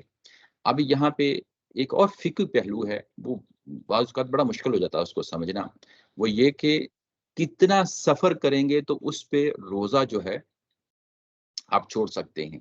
یہ فقہ میں چیزوں کو متعین کرنے کی کوشش کی گئی ہے، لیکن جو اس آیا کا مفہوم ہے اس سے یہی چیز نکلتی ہے کہ اصل قاعدہ کلیہ یہ ہے کہ تمہیں کسی مشکل میں نہیں ڈالنا۔ ہو سکتا ہے کہ ایک شخص کو آج سے 200 سال پہلے، 1400 سال پہلے کوئی 10 کلومیٹر کا فاصلہ کرتے ہوئے جو ہے نا ایک مشقت پیش آ جائے، اور ہمارے ہوتے ہوئے آج ہم بسوں میں سفر کرتے ہیں، کاروں میں سفر کرتے ہیں، جہازوں میں سفر کرتے ہیں، تو ہمارے لیے کوئی تکلیف اس میں محسوس نہ ہو۔ اصل قانون جو ہے اس کو آپ نے سامنے رکھنا ہے، وہ ہے یرید اللہ بکم اليسر ولا یرید بکم العسر۔ یہ نہیں کہ کتنے کلومیٹر سفر طے کریں گے تو پھر ہمیں یہ چھوٹ ملے گی۔ یہ فقہ کا مسئلہ تھا۔ فقہ کے مسئلے میں بعض اوقات سمجھ آ جاتی ہے چیز، بعض اوقات سمجھ نہیں آتی، لیکن اصل اصول جو ہے وہ چیز سامنے رہنی چاہیے، وہ یہ کہ کہیں کوئی مشکل تو نہیں پیش آ رہی، اس اللہ کے اس حکم پہ عمل پیرا ہونے کے لیے مشکل تو پیش نہیں آ رہی۔ جب بھی یہ محسوس ہوگا تب جو ہے نا آپ روزہ چھوڑ سکتے ہیں اور باقی دنوں میں پورا کر سکتے ہیں۔ اصل یہ جو پیچھے حکمت ہے، آپ نے حکمت کو پکڑنا ہے۔ وہ حکمت ہوتی ہے جو امپورٹنٹ ہوتی ہے، جو باہر کسی عالم دین نے کو قاعدہ کلیہ رکھا ہے تو بعض کا سمجھ آ جاتا ہے، بعض کا نہیں بھی آتا، نہیں آتا تو ہم اس کو چھوڑ سکتے ہیں۔ لیکن جو قرآن کا قاعدہ کلیہ ہے وہ تو واضح ہے، یعنی جب بھی یہ مشکل پیدا ہوگی ہم روزے کو چھوڑ سکتے ہیں۔ مشکل ہے جو اصل چیز ہے جو بنیاد بنتی ہے، اور یہ مشکل ہی ہے کہ جو مریض کے لیے مشکل پیدا کر دیتی ہے، اور ایسے ہی مسافر کے لیے مشکل پیدا ہو جاتی ہے کہ وہ روزہ نہیں رکھ پاتا۔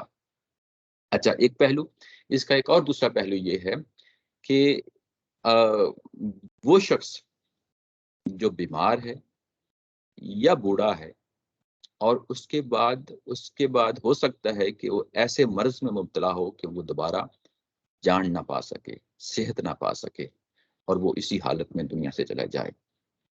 اگر ہم اس آیا کو دیکھیں تو اس پہ اللہ تعالیٰ کی ذات نے کوئی پابندی نہیں لگائی، وہ چھوڑ سکتا ہے، وہ چھوڑ سکتا ہے۔ لیکن اگر کوئی اپنی طرف سے مرضی سے کوئی کسی غریب کو مسکین کو کھانا کھلا دیتا ہے، جیسا کہ پچھلی آیت میں جو ہے نا حکم ہوا تھا، تو اس میں بھی کوئی حرج کی بات نہیں ہے، کیونکہ قرآن کا اصل جو ہے مدعا یہ ہے، وہ یہ ہے، جس چیز کو سامنے رکھنا ہے وہ ہے فمن تطوع خیرا فہو خیر اللہ، یعنی یہ اصول ہے جو سامنے رکھنا ہے روزوں کے معاملے میں۔ اور اگر روزے نہیں رکھے جا سکتے تو ہم یہ والی چیز جو ہے نا کر لیں، لیکن یہ کہ یہ کہیں کہ اس تبدیل شدہ قانون کے اندر اللہ نے کوئی باؤنڈ کیا ہے، ایسا کوئی باؤنڈ نہیں کیا، ہم اپنی مرضی سے کوئی جو ہے نا فدیہ دینا چاہے دے سکتا ہے، لیکن جس کو بعد میں صحت مل جاتی ہے، خواہ وہ مریض ہو، خواہ وہ مسافر ہو، خواہ وہ پریگننٹ ہو، خواہ وہ جو دودھ پلانے والی ماں ہو، یہ جتنے بھی لوگ ہیں، یا بوڑھا آدمی ہو، بعد میں اگر صحت مل جاتی ہے اور وہ روزہ رکھ سکتا ہے تو اسے روزہ ہی رکھنا چاہیے، اسے روزہ ہی رکھنا چاہیے۔ یہ بات ہے یہ یہاں پہ بیان کی جا رہی ہے۔ اس کے بعد کہا ہے کہ یہ جو کتاب دی گئی ہے تمہیں، اب اس پہ پھر تبصرہ کیا ہے۔ یہاں پہ اگر آپ دیکھیں تو یہاں پہ ایک ہوتا ہے اسینڈنگ آرڈر، ایک ہوتا ہے ڈسینڈنگ آرڈر، ترتیب نزولی اور ترتیب سعودی۔ ترتیب نزولی کیا ہے؟ وہ ڈسینڈنگ آرڈر ہوتا ہے۔ اچھا، اوپر سے جو بات ہو رہی تھی اس پوری آیت کے اندر، آیت تو لمبی تھی، جو بات اس کے اندر ہو رہی تھی وہ سب سے پہلے رمضان کا ذکر ہوا، قرآن کا ذکر ہوا اور روزوں کو رکھنے کا ذکر ہوا، یہ ایک بات تھی۔ اس کے بعد اگلی بات یہ کہی گئی تھی کہ جو مریض ہو یا سفر پہ ہو، مریض ہو سفر پہ ہو تو دوسرے دنوں میں روزے رکھ لے، یہ دوسری بات کی گئی تھی۔ اور اس کے اندر انڈرسٹوڈ تھا کہ جو فدیہ دینے والا معاملہ ہے وہ ختم ہو گیا ہے۔ یہ تین باتیں ترتیب کے ساتھ رکھی تھی، تین باتیں ترتیب کے ساتھ رکھی تھی، اور اسی ترتیب کے ساتھ اس کو اب ترتیب سعودی اسینڈنگ آرڈر کے ساتھ قرآن اس کو ایک ایک کر کے اس کی حکمت بیان کر رہا ہے۔ جب یہ کہا کہ وَمَنْ كَانَ مَرِيضًا أَوْ عَلَىٰ سَفَرٍ فَعِدَّةٌ مِّنْ أَيَّامٍ أُخَرَ، تو اس کی حکمت اگلے ہی ٹکڑے میں بیان کر دی، یرید اللہ بکم اليسر ولا یرید بکم العسر، یعنی اسی کے ساتھ جوڑ کے اسینڈنگ آرڈر میں اس کو بیان کر دیا ہے۔ اب اگلی بات جو تھی وہ بات کیا تھی کہ فدیہ دینا تھا نا، اور مسکین کو کھانا کھلانا تھا، اس کے لیے کہا وَلِتُكْمِلُوا الْعِدَّةَ، کہ اب تم نے وہ جو مدت تھی اس کو پورا کرنا ہے اور مسکین کو کھانا نہیں کھلانا۔ یہ دوسری بات یعنی اسینڈنگ آرڈر میں یہ بیان کر دی۔ اب تیسری بات ہے، تیسری بات کیا تھی؟ وہ جو پہلی بات ہے شہر رمضان الذی انزل فیہ القرآن ھدی للناس وبینات من الہدی والفرقان، یہ اسینڈنگ آرڈر اور ڈسینڈنگ آرڈر میں یعنی تین چیزیں بیان کی ہیں، یعنی ایک ترتیب کے ساتھ بیان کی ہیں، وہ جو ترتیب ہے وہ کیا ہے؟ ڈسینڈنگ آرڈر ہے، ایک ایک کر کے بیان کیا ہے۔ اب وہ جو اس کی حکمتیں بیان کرنی ہیں، وہ جو پیچھے تین چیزیں بیان کی گئی تھی، اب ڈسینڈنگ آرڈر میں اس کو بیان کیا جائے گا۔ اگر تین چیزیں بیان کی گئی تھی تو تیسری چیز کی حکمت پہلے بیان ہوئی، دوسری چیز کی حکمت دوسرے درجے پہ بیان ہوئی، اور جو پہلی چیز تھی اب اس کو تیسری چیز کے ساتھ جوڑ دیا ہے۔ پہلی چیز کیا تھی؟ شہر رمضان الذی انزل فیہ القرآن، قرآن ھدی للناس وبینات من الہدی والفرقان، یہ پہلی چیز تھی۔ اس کے لیے پھر قرآن مجید نے کہا ہے کہ وَلِتُكَبِّرُوا اللَّهَ عَلَىٰ مَا هَدَاكُمْ، پہلے یہی کہا تھا نا کہ قرآن مجید ہدایت کے طور پہ، رہنما کے طور پہ جو ہے نا تمہیں دیا گیا ہے، اس ہدایت پہ تم اللہ کی تکبیر بیان کرو، اس کی کبریائی بیان کرو۔ اب یہ دیکھیں پورے پیکج کو، یعنی قرآن مجید دونوں سائڈوں پہ، سروں پہ قرآن مجید کھڑا ہے، اور درمیان میں رمضان ہے، جس کو یعنی پورا پیکج کیا ہے؟ اصل قرآن ہے۔ قرآن کی شریعت پہ عمل پیرا ہونا ہے، تمہیں اس پہ چلانا ہے، اور اس کے لیے تربیت کا جو تمہیں سلیبس دیا جا رہا ہے وہ رمضان ہے، اور اس پہ کہا جا رہا ہے کہ اللہ کی تکبیر بیان کرو، اس کی بڑائی بیان کرو۔ یہ بڑائی کیا ہوتی ہے؟ اللہ کی عظمت کو پہچان لینا، کبریائی کو پہچان لینا، اللہ کے بڑے ہونے کو پہچان لینا۔ جب انسان یہ معرفت حاصل کر لیتا ہے تو وہ اپنا شعور حاصل کر لیتا ہے، اپنے آپ اپنی ذات کا شعور حاصل کر لیتا ہے کہ مجھے کس مقام پہ کھڑے ہو کے اس ذات کے ساتھ معاملہ کرنا ہے، اور وہ جس طریقے سے معاملہ کرتا ہے تو وہ قرآن مجید کے مطابق معاملہ کرتا ہے، تو یہی اعتراف ہے اس کی کبریائی کا۔ اگر اس نے کہا ہے کہ روزے رکھنے ہیں تو میں روزے رکھنے کے لیے تیار ہو گیا ہوں، اگر اس نے کہا ہے کہ اس برائی سے رک جانا ہے، میں اس برائی سے رک گیا ہوں. اگر اس نے کہا ہے کہ اس حکم پہ عمل پیرا ہو جانا ہے، میں اس حکم کے لیے عمل پیرا ہو گیا ہوں. یہی اللہ تعالیٰ کی کبریائی بیان کرنا ہے، یہی اس کی عظمت بیان کرنا ہے. کیوں کر رہا ہوں؟